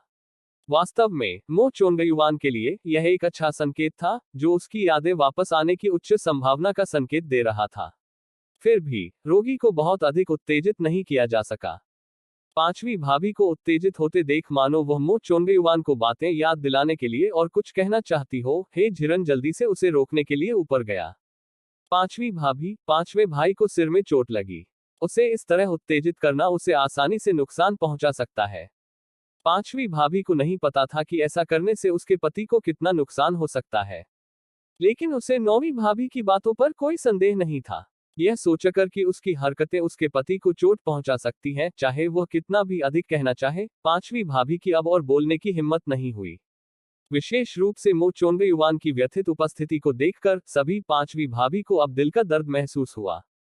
वो मो चोंगयुआन को खड़े होने में धीरे से मदद करने के लिए आगे बढ़ी। पति, मैं और कुछ नहीं कहूंगी। यदि तुम्हें याद नहीं आ रहा है तो धीरे से सोचो। भविष्य में मेरे पास तुम्हें हमारे अतीत के बारे में बताने के लिए काफी समय होगा। बूढ़ी महिला मो भी अपने बेटे के साथ अधिक संपर्क चाहती थी, लेकिन लंबे अलगाव के बाद युवा जोड़े को फिर से एक साथ देखना, एक बुजुर्ग के रूप में वह इतना असंवेदनशील होने से बेहतर जानती थी। इसलिए बूढ़ी महिला मो ने दूसरों को अलाव क्षेत्र में जाने के लिए बुलाया। मो चौहान और मो जियुए ने अपनी मां को पांचवें भाई की परिस्थितियों के बारे में बताने की पहल की। तभी भाभी और मोहनियो का ध्यान हे झिरन की बाहों में चावल की गेंद पर गया। मोहनियो की आंखों में अभी भी आंसू की बूंदें छलक रही थी। उसने लापरवाही से उन्हें अपनी आस्तीन से पोंछा, फिर हे झिरन के बगल में चली गई। नौवी भाभी, आपने जो छोटी सी चीज पकड़ रखी है वह हमारे द्वारा बनाए गए विशाल पांडा के आलीशान खिलौनों जैसी दिखती है। उसने झिरन ने चावल की गेंद को धीरे से पलट दिया, जिससे वह सभी के सामने आ गई। यह एक विशाल पांडा है। मोहनियो की आंखें तुरंत चमक उठी। नौवी भाभी, यह सचमुच एक विशाल पांडा है। यह बहुत प्यारा है। क्या मैं इसे थोड़ी देर के लिए पकड़ सकता हूँ? चूंकि यह केवल थोड़े समय के लिए था, इसलिए हे झिरन इसके बारे में कंजूस नहीं था। लेकिन जैसे ही राइस बॉल के शरीर ने मोहनियो को छुआ, वह एक हल्की सी चीख के साथ तेजी से सिकुड़ गया। अचानक हुई हरकत से मोहनियो डर गई, जिसने तुरंत अपना हाथ पीछे खींच लिया। नौवी भाभी, लगता है छोटी मुझे पसंद नहीं करती। पांचवें भाई ने अभी कहा कि राइस बॉल अजनबियों से कुछ हद तक डरता है। मोहनियो ने अविश्वास में अपनी बड़ी बड़ी आंखें झपकाईं। क्या नौवी भाभी इसके लिए अजनबी नहीं है? उसे झिरन को भी यह बहुत अजीब लगा। उसकी गोद में आने के बाद से नन्हा बच्चा बिना किसी परेशानी के बहुत अच्छा व्यवहार कर रहा था। क्या उसके पास वास्तव में तथाकथित बिल्ली आकर्षक काया हो सकती है? इसे सत्यापित करने के लिए हे झिरन ने अन्य भाभियों को भी राइस बॉल पकड़ने देने की कोशिश की। नतीजा वही निकला, राइस बॉल ने साफ मना कर दिया। अब वह झिरन पूरी तरह से पुष्टि कर सकता है कि उसका और राइस बॉल का एक साथ होना तय था। उसने कभी उम्मीद नहीं की थी कि उसके पिछले जीवन में अधूरा सपना स्थानांतरित होने के बाद पूरा हो जाएगा। कुछ देर तक महिलाओं द्वारा राइस बॉल के साथ खेलने के बाद उन्होंने ऊपर देखा और देखा कि लियांग हाओ अभी भी वहां अकेले बैठे थे। यह याद करते हुए कि हे झिरान को अभी भी नहीं पता था कि लियांग हाओ और अन्य लोगों ने आज रात क्या किया, दूसरी भाभी ने बातचीत बॉक्स खोला और हे झिरान को एक और जानकारी दी। उन्होंने झिरन ने मूल रूप से सोचा था कि यहाँ बसने के बाद वह मो जियुए के साथ मजिस्ट्रेट कुई के निवास का दौरा करेगी। उसे उम्मीद नहीं थी कि लियांग हाओ और अन्य लोग उन पर हमला कर देंगे। जब तक लाभ बाहरी लोगों की जेब में नहीं जाता, इससे कोई फर्क नहीं पड़ता कि कार्रवाई किसने की। इसके अलावा उसने सुना कि मजिस्ट्रेट कुई के घर में अभी भी कई बड़ी प्राचीन वस्तुएं और कलाकृतियां बची हुई थी जिन्हें ले जाया नहीं गया था। वह झिरन का दिल एक बार फिर इच्छा से हिल उठा। मौका आने पर वह दोबारा वहां जा सकती है। बदले में उसे जो पैसा मिलता है उसका उपयोग ताओबाओ पर राइस बॉल के लिए सभी प्रकार की स्वादिष्ट चीजें खरीदने के लिए किया जा सकता है। बेशक इस मामले में कोई जल्दी नहीं है। कुई काउंटी चेन की हवेली अभी भी वहां है और पैरों से भाग नहीं जाएगी। अब सबसे महत्वपूर्ण बात मो चोंगयुवान में जहर को हल करना है, साथ ही परिवार के लिए आवास की समस्या को भी हल करना है। मो परिवार ने यहाँ काफी हलचल मचाई। हालांकि फैंग और जी परिवारों को ठीक से नहीं पता था कि क्या हुआ था, लेकिन वे स्थिति से बता सकते थे कि यहाँ कुछ जरूर हुआ होगा। चिंता से बाहर जी तियानहाई और फैंग चुवानजोउ देखने आए। बूढ़ी महिला मो ने सोचा कि उसके पांचवें बेटे की मृत्यु से वापसी एक अच्छी बात थी। भविष्य में भी उन्हें बार बार लोगों के सामने आना पड़ेगा, इसलिए इसे छुपाने की कोई जरूरत नहीं है। तो बुढ़िया ने संक्षेप में दोनों व्यक्तियों को मो चोंगयुवान को खोजने के बारे में बताया। जब जी तियानहाई और फैंग चुवानजोउ ने खबर सुनी तो वे मो परिवार के लिए वास्तव में खुश थे। यह जानने के बाद कि मो चोंगयुवान ने अपनी याददाश्त खो दी है, दोनों ने अपने शिविरों में लौटने से पहले बूढ़ी महिला मो को सांत्वना दी। बूढ़ी औरत मो ने आसमान की ओर देखा। आधी रात हो चुकी थी। यदि वे अभी आराम नहीं करेंगे तो कल उनके पास और अधिक चीजों का सामना करने की ऊर्जा नहीं होगी। इसलिए उसने अपने परिवार के सदस्यों से आराम करने का आग्रह किया। अब लियांग हाओ और अन्य लोग नए जोड़े गए लोगों में से थे, जैसा कि मो चोंगयुवान ने किया था। तंबुओं की संख्या सीमित थी और उनमें उन्हें समाया नहीं जा सकता था। उन्होंने झिरन ने सुझाव दिया कि बूढ़ी महिला मो और मोहनियो को एक साथ खच्चर गाड़ी में रहने दिया जाए। पांचवें भाई और भाभी उनके तंबू में रह सकते हैं, जबकि लियांग हाओ और अन्य को पूर्व की ओर के कमरे में अस्थायी रूप से बसाया जा सकता है। सभी लोग इस व्यवस्था से सहमत हुए और अलग अलग विश्राम करने के लिए लौट आए। वह झिरन अभी मुड़ी ही थी कि राइस बॉल ने उसके बछड़े को गले लगा लिया। मो जियुए ने भी इसे देखा। छोटा लड़का अपनी पत्नी से चिपका हुआ था। असहाय होकर वह केवल उसे उठाने के लिए नीचे झुक सका। अप्रत्याशित रूप से राइस बॉल ने उनके आलिंगन को अस्वीकार नहीं किया। मो जियुए ने एक हाथ से हे झिरन का हाथ पकड़ा और दूसरे हाथ से राइस बॉल उठाया और तंबू में लौट आए। जैसे ही वे तंबू में दाखिल हुए, हे झिरन ने मो जियुए और राइस बॉल को उत्सुकता से जगह में खींच लिया। फार्म क्षेत्र में हरी भरी हरियाली देखकर राइस बॉल तुरंत नए मालिक से चिपकना भूल गया। वह अपने छोटे छोटे पैरों के साथ पहाड़ की ओर भागा। जब झिरन खेत की खुली जगह पर दौड़ते दौड़ते थक गया तो उसने उसके आनंद के लिए बांस की कोमल कोपलें, गाजर और दूध तैयार किया था। इस समय उसे जो करने की जरूरत थी वह मो चोंगयुवान के शरीर में जहर को हल करने के लिए जल्द से जल्द एक मारक तैयार करना था। एक रात के शोध और प्रयोग के बाद हे झिरन ने अंततः सुबह होने से पहले मारक औषधि बना ली। इस समय ऐसा लग रहा था कि राइस बॉल की ऊर्जा खत्म हो गई है और वह धीरे धीरे दोनों के पास वापस चला गया। उसने झिरन ने उसे खिलाए गए भोजन की जांच की, जिसे राइस बॉल ने पूरी तरह से खा लिया था। उसने ताओबाओ पर इसके लिए कुछ और बांस की टहनियां खरीदी। राइस बॉल पूरी तरह से खाने की शौकीन थी। जब वह स्वादिष्ट भोजन देखता तो अपने मालिक से चिपकना भूल जाता। इस अवसर का लाभ उठाते हुए हे झिरन और मो जियुए ने अच्छी तरह से खिलाए गए राइस बॉल को अंतरिक्ष से बाहर ले जाने से पहले धोया। बाहर आकाश अभी भी धूसर और उदास था। भाभियों ने उठकर सभी को गर्म रखने के लिए कई तंबुओं के बीच में अलाव जला दिया था। शायद इसलिए कि उनके पास अपने परिवार का साथ था, मो चोंगयुवान आज सुबह अधिक उत्साहित दिख रहे थे। साधारण नाश्ते के बाद जी तियानहाई और फैंग चुवानझोउ आए। उनका भी हे झिरन जैसा ही विचार था। वे गांव में झाओ और झोउ परिवारों के पास जाकर यह देखने की योजना बना रहे थे कि क्या वे अस्थायी रूप से रहने के लिए उपयुक्त घर किराए पर ले सकते हैं। हे झिरन द्वारा बनाया गया मारक तैयार था। दवा खरीदने के लिए शहर में उनकी यात्रा दिन के उजाले में दवा न मिलने का कारण बताने का एक बहाना मात्र थी। फिलहाल मारक औषधि अंतरिक्ष में रखी हुई थी, इसलिए उन्हें शहर जाने की कोई जल्दी नहीं थी। इसलिए हे झिरन और मो जियुए ने बाद में शहर जाने से पहले घर की तलाश के लिए गांव जाने का फैसला किया। निर्णय लेने के बाद दोनों ने फैंग चुवानझोउ और जी तियानहाई का गांव में पीछा करने का इरादा किया। हालांकि जैसे ही हे झिरन और मो जियुए निकलने वाले थे, उनके पैर एक मांसल वस्तु से टकरा गए। वह झिरन राइस बॉल को उठाने के लिए प्यार से नीचे झुका और धीरे से बोला, राइस बॉल, मुझे कुछ करना है। तुम अच्छे रहो और यहीं रुको और मेरा इंतजार करो। राइस बॉल ने उसे घूरते हुए अपनी काली आंखें झपकाईं और जाने से इनकार कर दिया। यह देखकर मो हन्यू ने अस्थायी रूप से अपना हाथ राइस बॉल की ओर बढ़ाया। राइस बॉल, अच्छा बनो, मुझे तुम्हें गले लगाने दो, ठीक है।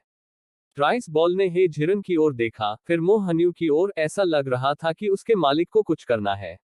यह अनिच्छा से मो हन्यू की बाहों में चला गया, हालांकि इसका दिल इसके लिए तैयार नहीं था। राइस बॉल को निपटाने के बाद मो जियुए और हे झिरन ने फैंग चुवानझोउ और जी तियानहाई को एक साथ गांव जाने के लिए बुलाया। शी लिंग गांव में 3 परिवारों के रहने के क्षेत्र बहुत केंद्रित थे।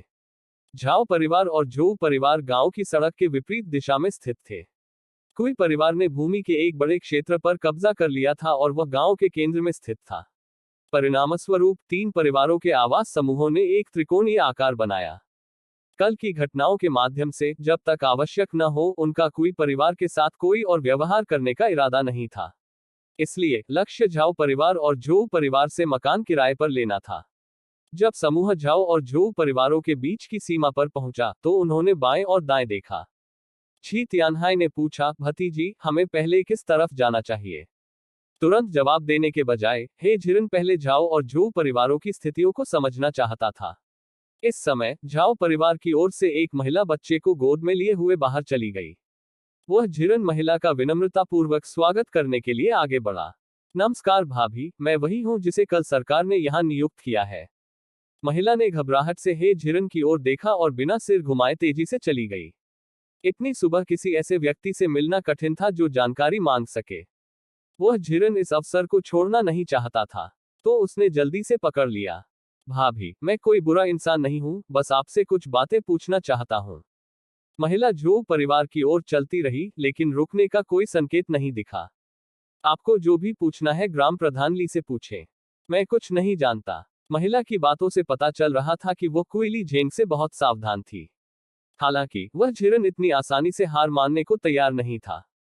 दृश्य को छिपाने के लिए अपनी आस्तीन का उपयोग करते हुए उसने अपने स्थान से तांबे के सिक्कों की एक छोटी सी स्ट्रिंग निकाली, महिला की गति पकड़ी और उन्हें उसके हाथ में भर दिया। भाभी, चिंता मत करो, मैं बस कुछ सवाल पूछना चाहता हूँ। अपने हाथ में तांबे के भारी सिक्के महसूस कर महिला तुरंत रुक गई। उसकी अभिव्यक्ति उलझी हुई थी, वह पैसे के प्रलोभन का विरोध करने में असमर्थ थी जबकि उसे इन लोगों के साथ लेनदेन का पता चलने की चिंता थी। इस समय उसकी गोद में छोटा बच्चा रोने लगा। तभी हे झिरन ने देखा कि बच्चे का चेहरा लाल हो गया था और उसकी नाक से थूथन टपक रहा था। बच्चे को सर्दी लग गई होगी। भाभी, बच्चे को सर्दी हो गई है।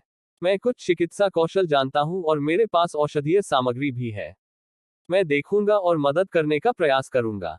दरअसल हे झिरन को नहीं पता था कि यह महिला झाओ के यहाँ से इसलिए आई थी क्योंकि उसका बच्चा बीमार था, लेकिन उसके पास इलाज कराने के लिए पैसे नहीं थे, इसलिए वह समाधान के बारे में सोचने के लिए जियांग की ओर अपने पैतृक परिवार के पास जा रही थी।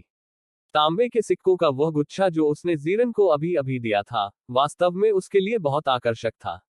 100 से कम वे नहीं थे, जो बच्चे का इलाज कराने के लिए पर्याप्त धन थे। यह सुनकर कि दूसरा पक्ष बच्चे की बीमारी के इलाज में मदद कर सकता है, महिला के दिल का डर तुरंत दूर हो गया। महिला ने हे झिरन के सामने घुटने टेक दिए और विनती की, मैं यंग मालकिन से मेरी बेटी को बचाने की विनती करती हूँ। उसने झिरन ने तुरंत महिला को खड़ा होने में मदद की। आपके बच्चे का इलाज करना कोई समस्या नहीं है, जब तक भाभी मेरे कुछ सवालों का जवाब देने को तैयार है, हे झिरन ने कहा। महिला ने जोर से सिर हिलाया। ठीक है, पूछो। क्या मैं पूछ सकता हूँ, भाभी, झाओ परिवार और कुई परिवार के बीच रिश्ते कैसे हैं? हे झिरन ने पूछा। यह सवाल सुनकर महिला कुछ घबराई हुई नजर आई। फुसफुसाने से पहले वह कुछ देर तक दाएं बाएं देखती रही। युवा मालकिन, आप कल ही शिलिन गांव पहुंची हैं और पहले ही ग्राम प्रमुख कुई को नाराज कर चुकी हैं। कल रात उन्होंने लोगों को झाओ परिवार और झोउ परिवार को सूचित करने के लिए भेजा था कि वे आपके साथ कोई व्यवहार न करें। वह झिरन ने भौहें सिकोड़ ली। अगर किसी ने हमारे साथ लेन देन किया तो वह क्या करेगा? महिला ने आह भरी। कुछ साल पहले मेरे एक चाचा को उन लोगों पर दया आ गई जिन्हें सरकार ने यहाँ भेजा था और उन्हें गुप्त रूप से कुछ राशन दिया था। जब कुई परिवार को पता चला तो उन्होंने ग्राम प्रमुख कुई को इसके बारे में बताया। ग्राम प्रधान कुई लोगों का एक समूह लेकर आए और मेरे चाचा की टांगे लगभग तोड़ दी। यह सुनने के बाद वह झिरन हौंफने लगा। एक छोटे से गांव का मुखिया इतना दबंग कैसे हो सकता है और लोगों को इस तरह बेवजह धमकाने वाला कैसे हो सकता है? और आप सभी लोग जवाबी कार्रवाई नहीं करते? उसने झिरन ने अविश्वास से पूछा। महिला ने बेबसी से सिर हिलाया। कुई परिवार का एक रिश्तेदार काउंटी मजिस्ट्रेट है। हम आम लोग उन्हें अपमानित करने की हिम्मत नहीं करते। उन्होंने झिरन ने फिर पूछा, फिर झाओ परिवार, जियांग परिवार और कुई परिवार के बीच रिश्ते किस तरह के हैं? सतह पर ऐसा लगता है कि झाओ परिवार और झोउ परिवार कुई परिवार के साथ सौहार्दपूर्वक रहते हैं, लेकिन उनकी पीठ पीछे हम सभी कुई परिवार से नफरत करते हैं, महिला ने नाराजगी से कहा। महिला की कहानी सुनने के बाद हे झिरन ने स्पष्ट रूप से समझा कि यदि वे झाओ परिवार और झोउ परिवार से मकान किराए पर लेना चाहते हैं तो सबसे पहले उन्हें ग्राम प्रधान कुई को रोकना होगा। अन्यथा उन दो परिवारों में निश्चित रूप से उन्हें मकान किराए पर देने की हिम्मत नहीं होगी। वह सब कुछ पूछने के बाद जो वह जानना चाहती थी, हे झिरन ने बच्चे का इलाज करने का अपना वादा निभाया। उसने सबसे पहले बच्चे के माथे को महसूस किया और अनुभव से पता चला कि उसका बुखार कम से कम 39 डिग्री सेल्सियस से अधिक था। बच्ची की नब्ज देखने के बाद हे झिरन ने पूरी तरह से पुष्टि की कि उसे सर्दी लग गई है। लंबे समय तक तेज बुखार के कारण बच्ची में अब ऊर्जा की कमी हो गई थी और जब हे झिरन का ठंडा हाथ उसके माथे को छू गया तब भी उसने बहुत कम प्रतिक्रिया दिखाई। इस स्थिति में अंतःशिरा जलसेक सबसे अच्छा उपचार था, लेकिन दुर्भाग्य से वह झिरन यहाँ इलाज के लिए इंजेक्शन का खुले तौर पर उपयोग करने में असमर्थ था। दूसरे उपाय के रूप में वह केवल दवा चिकित्सा ही चुन सकती थी। उसकी चेतना उसके अंतरिक्ष वलय में प्रवेश कर गई। अस्पताल की डिस्पेंसरी में उन्होंने लक्षणों के लिए कई बाल चिकित्सा दवाओं को चुना और उनकी पैकेजिंग को ऑल पेपर रैप्स में बदल दिया। फिर उन्हें अपनी आस्तीन में छिपाते हुए उसने उन्हें अपनी अंतरिक्ष रिंग से बाहर निकाला। उसने महिला को दवा के पैकेट सौंपे और उपयोग के तरीकों को ध्यान से समझाया। भाभी, यह बुखार कम करने की दवा है। घर आते ही इसे अपने बच्चे को दे देना। और यह बच्चे के गले की सूजन की दवा है, जबकि इससे उसका सर्दी जुकाम ठीक हो जाता है। ज्वरनाशक दवा के आधे घंटे बाद उसे सर्दी जुकाम की दवा देना। इसके अलावा हम वर्तमान में पहाड़ की तलहटी में रह रहे हैं। अगर बच्चे की हालत खराब हो जाए तो आप मुझे वहां ढूंढने आ सकते हैं। महिला ने दवा के पैकेट को कसकर पकड़ लिया और एक बार फिर हे झिरन के सामने घुटने टेक दी। बहुत बहुत धन्यवाद डॉक्टर। मेरा पहला नाम जो है। मेरी शादी झाओ परिवार में हुई। लोग आमतौर पर मुझे ग्विहुआ कहते हैं। उसने झिरन ने तुरंत उसे अपने पैरों पर खड़ा होने में मदद की। भाभी ग्विहुआ, समारोह में खड़े होने की कोई जरूरत नहीं है। अब से हम सभी यहाँ ग्रामीण हैं, इसलिए एक दूसरे की मदद करना ही सही है। एक बार फिर उसे बहुत बहुत धन्यवाद देने के बाद ग्विहुआ अंततः अपने बच्चे को गोद में लेकर जल्दी से घर चली गई। मो जीवे और अन्य लोगों ने दोनों महिलाओं के बीच पूरे आदान प्रदान को देखा था। वे हे झिरन के फैसले से सहमत थे।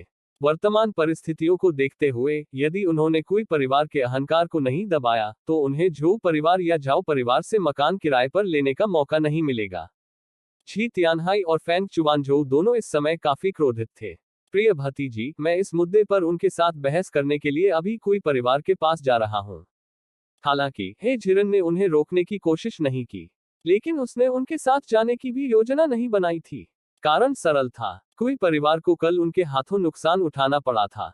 ग्राम प्रधान कोई सुबह सबसे पहले मामला निपटाने के लिए काउंटी मजिस्ट्रेट के पास पहुंचे होंगे। भले ही वे अब कोई निवास पर जाएं, ग्राम प्रधान कोई घर पर नहीं होंगे।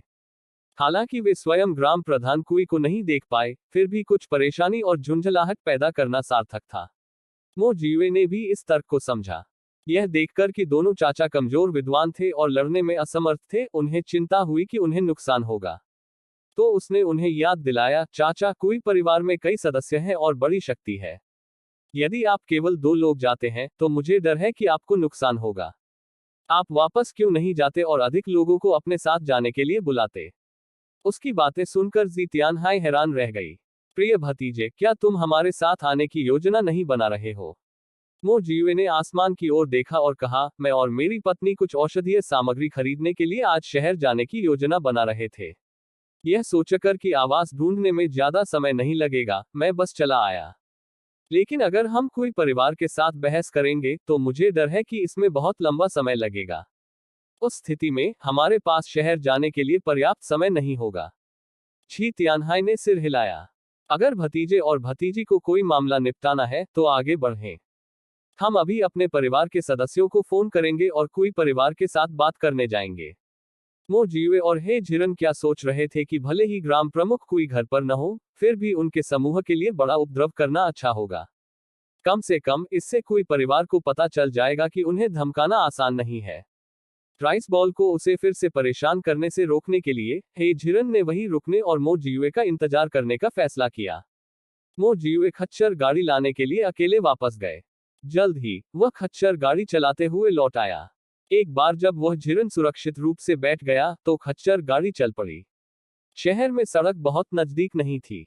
शीलिन गांव के ग्रामीण आमतौर पर कोई परिवार की बैलगाड़ियों पर सवार होते हैं, लेकिन आज गांव के प्रवेश द्वार पर सवारी देने वाली कोई बैलगाड़ियां इंतजार नहीं कर रही थी। कारण सरल था, भोर होते ही ग्राम प्रधान कुई ने लोगों को बैलगाड़ियां लेकर डिप्टी मजिस्ट्रेट कुई के पास ले जाने के लिए कहा। जब ग्रामीण आहें भर रहे थे और इस बारे में शिकायत कर रहे थे, तभी अचानक उनकी नजर दूर से एक खच्चर गाड़ी पर पड़ी। ग्रामीणों को नहीं पता था कि खच्चर गाड़ी किसकी है। उन्होंने मान लिया कि यह कोई परिवार का कोई और व्यक्ति होगा जिसने एक और खच्चर गाड़ी खरीदी होगी। एक ग्रामीण मो जीवे और हे झिरन का रास्ता रोकने के लिए आगे बढ़ा। खच्चर गाड़ी को जबरदस्ती रोकना पड़ा। तभी ग्रामीणों को साफ नजर आया कि ड्राइवर कोई अजनबी है। हालांकि झाओ परिवार और झोउ परिवार के लोग इस जोड़े को नहीं पहचानते थे, लेकिन उन्होंने सरकार द्वारा कल भेजे गए निर्वासित लोगों के नए समूह के बारे में सुना था। यह सोचकर वे मोटे तौर पर दोनों की पहचान का अनुमान लगा सकते थे। झाओ और झोउ परिवार के सदस्य तुरंत पीछे हट गए, ऐसा लग रहा था मानो वे किसी क्रूर जानवर से बच रहे हों। मो जीवे और हे झिरन को यह प्रतिक्रिया बिल्कुल भी अजीब नहीं लगी। उन्होंने अभी ग्विहुआ से सामान्य परिस्थितियों के बारे में सीखा था। ग्रामीणों को रास्ता बनाते देख मो जीवे ने उन्हें नजरअंदाज कर दिया और आगे बढ़ने का इरादा रखते हुए खच्चर गाड़ी को आगे बढ़ाने का आग्रह किया। तभी भीड़ में से एक ग्रामीण दौड़कर निकला। नवागंतुक ने एक विद्वान की तरह कपड़े पहने हुए थे और एक मोटे कपड़े का थैला भी ले रखा था। कुछ हद तक शर्मिंदा होकर उसने मो जीवे की ओर अपनी मुठ्ठियां पकड़ ली। भाई, मैं स्कूल जाने के लिए जल्दी कर रहा हूँ। क्या मैं तुम्हें वहां जाने के लिए परेशान कर सकता हूँ? विद्वान के अनुरोध के ठीक बाद कोई और पीछे से उनका पीछा करने लगा। ज़ेचुआन, यहाँ वापस आओ। झाओ ज़ेचुआन ने नवागंतुक की ओर देखा। भाई, आप कोई परिवार से डरते हैं, लेकिन मैं नहीं। हम सभी ग्रामीण एक जैसे हैं।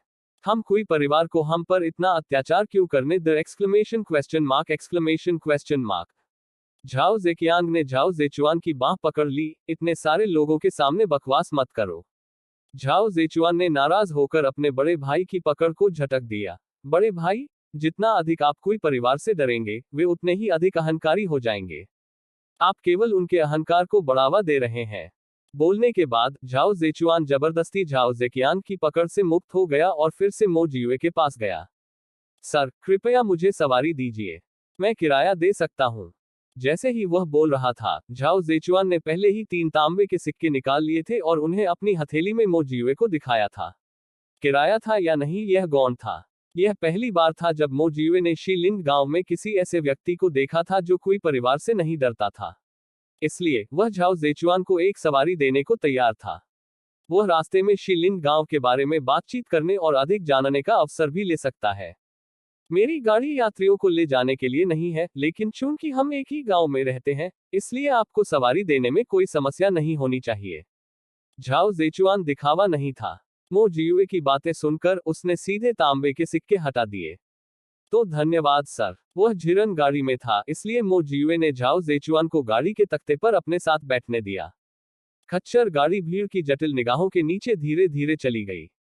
सभी ने झाओ ज़ेकियान को सहानुभूतिपूर्वक देखा, चिंतित थे कि अगर कोई परिवार को पता चला तो यह किस तरह की परेशानी लाएगा। यूं शहर के रास्ते पर खच्चर गाड़ी चलाते समय मो जियुए ने दिलचस्पी से पूछा, क्या आप वास्तव में कोई परिवार से डरते नहीं हैं? झाओ ज़ेचुआन ने पहले सावधानी से मो जियुए को नाप लिया, फिर कड़वाहट से मुस्कुराते हुए कहा, वास्तव में, आज ऐसा करके, मैं कोई परिवार को परेशान करने के लिए बाध्य हूं। वे मेरे परिवार के लिए परेशानी पैदा करने के लिए लोगों को भी लाएंगे। मैं सोच रहा था, हम सब तो साधारण किसान हैं। कौन किससे ऊपर है? मेरे झाओ परिवार को कोई परिवार द्वारा क्यों दबाया जाना चाहिए? सिर्फ इसलिए कि कोई परिवार का एक रिश्तेदार काउंटी मजिस्ट्रेट है। झाओ ज़ेचुआन की बातें सुनकर उसने कोई परिवार का विरोध करने की ठान ली। क्या आपको चिंता नहीं है कि आपके परिवार को नुकसान होगा? झाओ ज़ेचुआन ने आह भरी, मैं इसे आपसे नहीं छिपाऊंगा, सर। शीलिन गांव के 3 परिवारों में से मेरे झाओ परिवार में सबसे अधिक लोग हैं। अगर हम वास्तव में कोई परिवार के साथ लड़े तो जरूरी नहीं कि वे जीतें। यह अफसोस की बात है कि झाओ परिवार के सदस्य बहुत डरपोक हैं। जब कुछ होता है तो वे हमेशा शांति से मामले को सुलझाना चाहते हैं। बार बार हार मानने के कारण कोई परिवार ने हमारा पूरा फायदा उठाया है। मैंने आज जो किया वह जानबूझकर किया। मैं इस अवसर का उपयोग लोगों की सोच बदलने के लिए करना चाहता था। जब मैं छोटा था तभी से मैंने पढ़ना शुरू कर दिया था और अब विद्वान बनने के लिए काउंटी परीक्षा उत्तीर्ण कर चुका हूँ। कबीले को मुझसे बहुत उम्मीदें हैं कि मैं भविष्य में परीक्षा उत्तीर्ण कर सकूंगा और कोई परिवार के सामने खड़ा होने के लिए एक आधिकारिक पद हासिल कर सकूंगा। लेकिन हाल के वर्षों में कोई परिवार अधिक से अधिक अपमानजनक हो गया है, न केवल झाओ और झू परिवारों का दमन कर रहा है, बल्कि हमारी जमीन को जब्त करने की भी कोशिश कर रहा है। मैं इस तरह की चीजें बर्दाश्त नहीं कर सकता। इसलिए मैंने पहले भी सभी से विरोध करने का आह्वान किया है, लेकिन मैं उनका मन नहीं बदल सका क्योंकि झाओ परिवार कोई परिवार से बहुत डरता है। यह सुनकर मो जियुए ने कुछ प्रशंसा के साथ झाओ ज़ेचुआन की ओर देखा। तो आज जानबूझकर मेरी खच्चर गाड़ी लेने का आपका उद्देश्य यह देखना था कि जब कोई परिवार आपको परेशान करने आएगा तो क्या आपका कबीला आपकी रक्षा करेगा? झाओ ज़ेचुआन ने सिर हिलाया। हाँ, जैसा आपने कहा, सर, मैं इस अवसर का उपयोग लोगों की सोच को बदलने के लिए करना चाहता हूँ। मो जियुए को नहीं पता था कि झाओ ज़ेचुआन की योजना सफल होगी या नहीं, लेकिन वह आश्वस्त हो सकते थे कि कोई परिवार आत्मा विनाश के रास्ते पर और भी आगे बढ़ रहा था। डिप्टी मजिस्ट्रेट कुई को कल रात लियांग हाओ और अन्य लोगों ने गंभीर रूप से घायल कर दिया था। दा शुन राजवंश के कानूनों के अनुसार अपंग अधिकारियों को पद पर बने रहने की अनुमति नहीं है। उनका आधिकारिक करियर खत्म हो गया होगा। अपने रिश्तेदार डिप्टी मजिस्ट्रेट से समर्थन खोने के बाद आइए देखें कि कोई परिवार अभी भी अपनी शक्ति दिखाने के लिए किस पर भरोसा कर सकता है। मेरा मानना कि यह मामला यू शहर में पहले ही फैल चुका है। झाओ ज़ेचुआन को शहर में प्रवेश करते ही पता चल जाएगा। यू शहर में प्रवेश करने पर मो जियुए को एक अजीब घटना का पता चला। इस समय कई क्लिनिकों के दरवाजे बंद थे, हालांकि बाहर इलाज चाहने वाले किसानों की भीड़ थी। क्लिनिकों में व्यवसाय के लिए खुलने के कोई संकेत नहीं दिखे। झाओ ज़ेचुआन ने भी इस पर ध्यान दिया। आज किसी भी क्लिनिक ने अपने दरवाजे क्यों नहीं खोले? मो जियुए ने पहले ही कारण का अनुमान लगा लिया था। यह डिप्टी मजिस्ट्रेट कुई द्वारा उसकी चोटों का इलाज करने के लिए सभी डॉक्टरों को अहंकार पूर्वक बुलाने से ज्यादा कुछ नहीं था। बेशक वह व्यक्तिगत रूप से झाओ ज़ेचुआन को यह नहीं समझा सके। सड़कों पर नजर डाले तो अधिकारियों के समूह हाथों में बड़े बड़े चाकू लेकर घर घर जाकर घरों की तलाशी ले रहे थे। मो जियुए ऐसे गाड़ी चलाते रहे जैसे कुछ हुआ ही न हो। कुछ दूर जाने के बाद उसकी मुलाकात मा जुनशान से हुई, जो दो अधिकारियों के साथ सड़कों पर गश्त कर रही थी। मो जियुए ने खच्चर गाड़ी उनकी ओर चलाई। मा जुनशान ने उसे एक नजर में देखा और सबसे पहले उसका अभिवादन किया। आप शहर में क्या कर रहे हैं? मो जियुए देख सकते थे कि यह अधिकारी काफी परिचित था, इसलिए वह समारोह में ज्यादा खड़े नहीं हुए। मैं अपनी पत्नी को कुछ दवाएं खरीदने के लिए शहर लाया था, लेकिन मुझे आश्चर्य है कि आज शहर के सभी क्लिनिक क्यों बंद है। यह सुनकर मां जुनशान ने मो जियुए के करीब जाने से पहले चारों ओर देखा और कहा, पिछली रात कई नकाबपोश लोगों ने डिप्टी मजिस्ट्रेट के गुप्तांगों में चोट पहुंचाई थी। सुबह होने से पहले उन्होंने अपने आवास पर उनका इलाज करने के लिए क्लिनिक के सभी डॉक्टरों को बुलाने के लिए लोगों को भेजा था। मो जियुए ने पहले ही कारण का अनुमान लगा लिया था, लेकिन उसने जानबूझकर किसी और से पता लगाने के लिए कहा। हालांकि मां जुनशान ने धीरे से बात की, झाओ ज़ेचुआन, जो मो जियुए के बगल में बैठे थे, ने इसे स्पष्ट रूप से सुना। इस बिंदु पर झाओ ज़ेचुआन को अब स्कूल जाने की परवाह नहीं थी। वह बस यही सोच रहा था कि इस संतुष्टिदायक समाचार को वापस गांव में लाकर अपने कबीले को बताऊं। यह मानते हुए कि जब उन्हें पता चला कि डिप्टी मजिस्ट्रेट कुई को ऐसी चोट लगी है, तो उन्हें अब कोई परिवार के परेशानी पैदा करने का डर नहीं रहेगा। इस विचार के साथ झाओ ज़ेचुआन गाड़ी से कूद गया। सर, आज शहर में यात्रा के लिए धन्यवाद। कुछ जरूरी काम आ गया, इसलिए मुझे पहले जाना होगा। झाओ ज़ेचुआन की अभिव्यक्ति से मो जियुए देख सकते थे कि वह इस समय कितने उत्साहित थे। ठीक है। झाओ ज़ेचुआन को अधिक खुशियों से परेशान नहीं होना पड़ा, क्योंकि वह तेजी से उसी रास्ते से वापस भाग गया जिस रास्ते से वे आए थे। मां जुनशान ने अपने आदमियों के साथ जाने से पहले मो जियुए के साथ कुछ और शब्दों का आदान प्रदान किया। बाहर के लोगों को जाते सुनकर उसने जीरन पर्दा उठाया और अंदर से बाहर आ गया। पतिदेव, हमें पहले कहाँ जाना चाहिए? दोनों का यून शहर आने का उद्देश्य प्रकाश को देखने के लिए मार्ग का बहाना ढूंढना था। उनके पास वास्तव में कोई योजना नहीं थी कि समय कैसे व्यतीत किया जाए। मो जियुए ने आसमान की ओर देखा। अभी भी जल्दी थी। आइए यूं ही सड़कों पर चलें और यहाँ के रीति रिवाजों पर एक नजर डालें। दरअसल चूंकि वे अभी अभी आए थे, इसलिए उनके लिए उस स्थान के बारे में और अधिक जानना आवश्यक था जहां वे लंबे समय तक रहेंगे। मो जियुए ने खच्चर गाड़ी चलाई, सड़कों पर लक्ष्यहीन रूप से घूमते रहे। शायद इसलिए कि डिप्टी मजिस्ट्रेट कोई घायल हो गए थे, सड़कों पर हर जगह अधिकारी थे। फिर भी इसका आम लोगों के सामान्य जीवन पर कोई प्रभाव नहीं पड़ा। क्लिनिकों के अलावा अन्य दुकानें हमेशा की तरह चल रही थी, और सड़क पर फेरीवालों को समय समय पर सड़क के किनारे अपना व्यापार करते देखा जा सकता था। डिप्टी मजिस्ट्रेट कुई की स्थिति के बारे में जानने के लिए मो जियुए ने जानबूझकर खच्चर गाड़ी को अपने आवास की ओर चला दिया। यह वास्तव में आपदा से बाल बाल बचना था। जब वे कुई निवास से कुछ दूरी पर थे, तो वे सीधे ग्राम प्रमुख कुई की पार्टी से टकरा गए। ग्राम प्रधान कुई उदास होकर बैलगाड़ी पर बैठे रहे। कुई मिंगलिन का भी सिर झुका हुआ था और वह सोच में डूबा हुआ लग रहा था। मो जियुए अपने काम से काम रखने की मानसिकता रखते थे और जल्दी से उनके पास से गुजरना चाहते थे, ताकि किसी भी मौखिक संघर्ष से बचा जा सके। हालांकि जैसे ही बैलगाड़ी उनके पास से गुजर रही थी, कुई मिंगलिन ने अपना सिर उठाया और मो जियुए को देखा। कुई मिंगलिन जोर से चिल्लाई, तुम यहाँ क्या कर रहे हो? मुझे मत बताओ कि तुम मेरे चचेरे भाई पर हंसने आए हो। ग्राम प्रधान कुई और बैलगाड़ी पर कुई कबीले के कई अन्य सदस्यों ने भी मो जियुए और हे झिरन को देखा। सभी की निगाहें एक साथ उन पर पड़ी। कुई कबीले के एक सदस्य ने, जो कुछ हद तक अपरिचित लग रहा था, पूछा, भाई लिन, क्या वे कल हमारे शिलिन गांव को सौंपे गए निर्वासित अपराधी हो सकते हैं? इस व्यक्ति का लहजा स्पष्ट रूप से मो जियुए दंपति के प्रति बहुत ही तिरस्कारपूर्ण था। वे अब उत्तर पश्चिम में आ गए थे और अब निर्वासित अपराधी नहीं थे। बिना अनुमति के यून शहर छोड़ने की अनुमति नहीं होने के अलावा वे इन आम लोगों से अलग नहीं थे। मो जियुए ने बिना एक शब्द कहे उस आदमी की ओर ठंडी नजर से देखा। उस बर्फीले दृश्य के कारण स्पीकर तुरंत कांप उठा। उन्होंने यह भी सुना था कि इस बार जो निर्वासित अपराधी आए थे वे काफी गुस्से वाले थे और यहाँ तक कोई परिवार को भी उनसे कोई मदद नहीं मिल पाई थी। हालांकि उनके मन में कोई कबीले के सदस्यों के रूप में कोई कबीले की प्रतिष्ठा नहीं खोई जा सकती थी, अन्यथा कोई परिवार भविष्य में शीलिंग गांव में कैसे पैर जमा सकता था। यह सोचते ही वह आदमी सीधे बैलगाड़ी से नीचे कूद गया और चिल्लाते हुए मोजियुए की ओर इशारा किया, तुम क्या देख रहे हो? सावधान रहो नहीं तो मैं तुम्हारी आंखें निकाल लूंगा। ऐसे व्यक्ति के लिए मोजियुए अत्यधिक शब्दों से परेशान होने के लिए बहुत आलसी था। गाड़ी चलाने के लिए इस्तेमाल किए जाने वाले चाबुक ने स्नैप के साथ उस व्यक्ति के शरीर पर गंभीर प्रहार किया। ग्राम प्रधान कुई का इरादा अपने कबीले के व्यक्ति को मोजियुए का बलपूर्वक सामना करने से रोकने का था, लेकिन उसकी हरकतें उस युवा की तरह तेज नहीं थी। मोजियुए को हाथ में चाबुक उठाते देख वह जोर से चिल्लाया, कुई लियांग, जल्दी से रास्ते से हट जाओ। हालांकि उसका अनुस्मारक अभी भी बहुत धीमा था, क्योंकि चाबुक पहले ही कुई लियांग के शरीर को छू चुका था।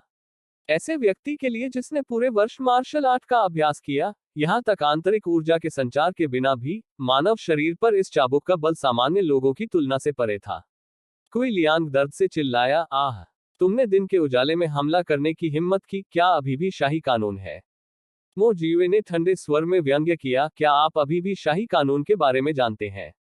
जब आपका कोई परिवार शीलिंग गांव में धमकाने और प्रभुत्व जमाने के लिए काउंटी मजिस्ट्रेट कबीले के आदमी पर निर्भर था, तो शाही कानून की बात कहाँ थी? अब तक काफी दर्शक जमा हो गए थे। वे झगड़ा करने वाले पक्षों के बीच संबंध नहीं जानते थे, लेकिन फिर भी वे देख सकते थे कि बैलगाड़ी पर सवार लोगों ने ही सबसे पहले उकसाया था। ऐसे लोगों के लिए कोई भी बिना सोचे समझे यह निष्कर्ष निकाल सकता है कि उन्होंने अक्सर सत्ता पर भरोसा करके दूसरों को धमकाया होगा। इसलिए जब कुई लियांग ने शाही कानून का उल्लेख किया, लेकिन मोजियुए ने इसका खंडन किया, तो सभी दर्शक हंस पड़े। कुई लियांग हार मानने को तैयार नहीं थे। उन्होंने मोजियुए की ओर इशारा किया और चिल्लाया, तुम सड़कों पर लोगों पर हमला करने की हिम्मत कर रहे हो, मैं तुम्हें अधिकारियों को रिपोर्ट करने जा रहा हूं। मोजियुए ने ठंडे स्वर में व्यंग्य किया, क्या आपको लगता है कि आपके कोई परिवार काउंटी मजिस्ट्रेट के पास अब आपके लिए समय है, क्योंकि वह गंभीर रूप से घायल हो गया है? यह सुनकर कुई लियांग ने तुरंत कुछ आत्मविश्वास खो दिया। संयोगवश इसी समय कई अधिकारी कुई निवास से बाहर आए थे। जैसे ही कुई लियांग तेजी से भागा, उसकी नजरें तेजी से घूम गईं। उन्होंने मोजियुए की ओर इशारा किया और अधिकारियों से कहा, क्या आप उस आदमी को वहां देखते हैं? मुझे संदेह है कि वह वही है जिसने काउंटी मजिस्ट्रेट को घायल किया है, जल्दी करें और उसे गिरफ्तार करें। यह सुनकर कि काउंटी मजिस्ट्रेट को चाकू मारने वाला हमलावर सामने आ गया है, कई अधिकारियों ने अपने हथियार लहराते हुए मोजियुए को घेर लिया। यह देखकर कि मोजियुए जल्द ही अपमानित होने वाला था, कुई लियांग ने एक दुष्ट मुस्कान प्रकट की। अधिकारियों ने खच्चर गाड़ी को घेर लिया। एक ने मोजियुए को तुरंत पहचान लिया। कल सरकारी कार्यालय में मो परिवार ने काउंटी मजिस्ट्रेट कुई को कोई चेहरा नहीं दिया, इसलिए मोजियुए के बारे में उनकी धारणा बेहद गहरी थी। ध्यान से सोचते हुए, यह देखते हुए कि काउंटी मजिस्ट्रेट ने कल उनके लिए चीजों को कैसे कठिन बना दिया था, उनके लिए इस पर नाराजगी जताना अनुचित नहीं होगा। उनका वास्तव में किसी को नुकसान पहुंचाने का मकसद था।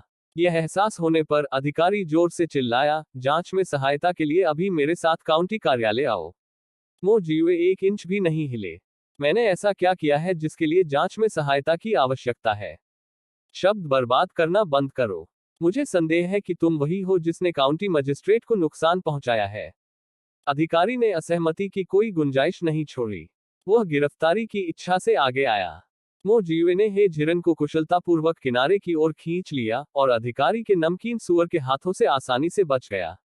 यह देख अधिकारी भड़क गए। कितना साहसी, वास्तव में पकड़ से बचने का साहस। आपके अपराध एक स्तर बढ़ गए हैं। उन्होंने मोजियुए की पूर्व स्थिति को स्पष्ट रूप से समझा और एक ऐसे व्यक्ति के रूप में जिसने पहले युद्ध में सैनिकों का नेतृत्व किया था, उसका कौशल दुर्जेय होना चाहिए। हालांकि उसका स्वर अभी भी सशक्त था, फिर भी वह अब लापरवाही से बल प्रयोग करने का साहस नहीं कर रहा था। इस समय मोजियुए का चेहरा पूरी तरह से काला पड़ गया था। उसने पहले कोई कबीले के सदस्यों को गुस्से से देखा, फिर अधिकारियों की ओर देखा। उसने धीमी आवाज में सख्ती से पूछा, चोरों को पकड़ने के लिए आपके पास यह निर्धारित करने के लिए क्या सबूत है कि मैं ही वह व्यक्ति हूं जिसने कोई काउंटी मजिस्ट्रेट को नुकसान पहुंचाया है? वास्तव में अधिकारियों को मोजियुए पर बिल्कुल भी संदेह नहीं था। काउंटी मजिस्ट्रेट कुई ने कहा था कि कल रात कुल 5 हमलावर थे जो सभी नकाबपोश थे। उन्होंने मो परिवार के लोगों को भी देखा जो कल आए थे, केवल 2 पुरुष और बाकी महिलाएं थीं। अपराध को अंजाम देने के लिए 5 लोगों को शामिल करना उनके लिए असंभव था। हालांकि काउंटी मजिस्ट्रेट की ओर से हत्यारे को 3 दिनों के भीतर पकड़ने की तत्काल आवश्यकता थी। बिना सोचे समझे कोई यह निष्कर्ष निकाल सकता है कि जिन 5 लोगों ने रात में एक सरकारी अधिकारी के घर में घुसकर हमला करने की हिम्मत की, वे सामान्य लोग नहीं हो सकते। ऐसे लोगों को पकड़ना 3 दिन तो क्या, 3 साल देने पर भी संभवतः असंभव होगा। इस प्रकार अधिकारियों को मामले को जल्दी बंद करने के लिए कुछ बलि के बकरों को पकड़ने का विचार आया। अब जब मो जीवे सामने थे तो उनके मन में यह विचार आया। यह उल्लेख करने की आवश्यकता नहीं है कि वहां कितने मो परिवार के लोग थे। कल काउंटी मजिस्ट्रेट कुई के साथ उनके अप्रिय विवाद का उपयोग करना पहले से ही उन्हें पकड़ने का एक बहाना था। एक बार सरकारी कार्यालय में पहुंचने के बाद वे अपराध स्वीकार करेंगे या नहीं, यह उन पर निर्भर नहीं रहेगा। इससे मामले को जल्दी बंद किया जा सकेगा। मो जीवे ने लंबे समय से इन अधिकारियों के भयावह इरादों को भांप लिया था। वह संभवतः उनकी इच्छाओं के साथ कैसे जा सकता था। अधिकारियों ने शुरुआत में गिरफ्तारी के लिए नापाक इरादे पाल रखे थे। उनके पास संभवतः कोई सबूत कैसे हो सकता है। इसके अलावा पीछे कुछ अधिकारियों को मिलाकर कुल 4 आदमी ही थे। युद्ध के मैदान में उतरे किसी व्यक्ति के साथ व्यवहार करते समय संभवतः उनमें आत्मविश्वास की कमी थी। जैसे ही अधिकारी अभी भी जवाबी उपायों पर विचार कर रहे थे, सड़क के दूसरे छोर से अधिकारियों का एक और समूह दौड़ता हुआ आया। ऐसा प्रतीत होता है कि उस समूह में कम से कम 6-7 पुरुष थे। एक साथ इकट्ठा होकर उन्होंने 10 से अधिक लोगों को हासिल किया। अधिकारियों को तुरंत विश्वास हो गया। भागते सहकर्मियों की ओर वह जोर से चिल्लाया, जल्दी करो, कल रात काउंटी मजिस्ट्रेट को घायल करने वाला हमलावर यहाँ है। अप्रत्याशित रूप से आने वाले अधिकारी मो जीवे को गिरफ्तार करने में मदद के लिए नहीं आए। इसके बजाय उन्होंने बेदम होकर दूसरों को सूचित किया, जल्दी आप काउंटी कार्यालय लौटें, नया काउंटी मजिस्ट्रेट आ गया है। यह खबर अचानक थी। जो अधिकारी मो जीवे को बलि के बकरे के रूप में पकड़ना चाहते थे, वे अपने पीछे के लोगों को काउंटी कार्यालय में जाने के लिए बुलाने से पहले थोड़े समय के लिए स्तब्ध रह गए। उन्होंने मो जीवे की पूरी तरह से उपेक्षा की। यह सुनकर कि एक नया यूनिवर्सिटी काउंटी मजिस्ट्रेट आया है, जो भीड़ देख रही थी वह भी हंगामा देखने के लिए दौड़ पड़ी। यहां तुरंत जगह खाली हो गई। मो जीवे और हे झिरन भी यह देखना चाहते थे कि नए आए काउंटी मजिस्ट्रेट की पृष्ठभूमि क्या थी। हालांकि इस जगह को छोड़ने से पहले उन्हें इन अनजान कुई कबीले के सदस्यों के साथ चीजों को ठीक से सुलझाना था। मो जीवे ने बैलगाड़ी चलाने वाला चाबुक फिर से उठाया और इत्मीनान से कुई कबीले के सदस्यों की बैलगाड़ी की ओर चल दिया।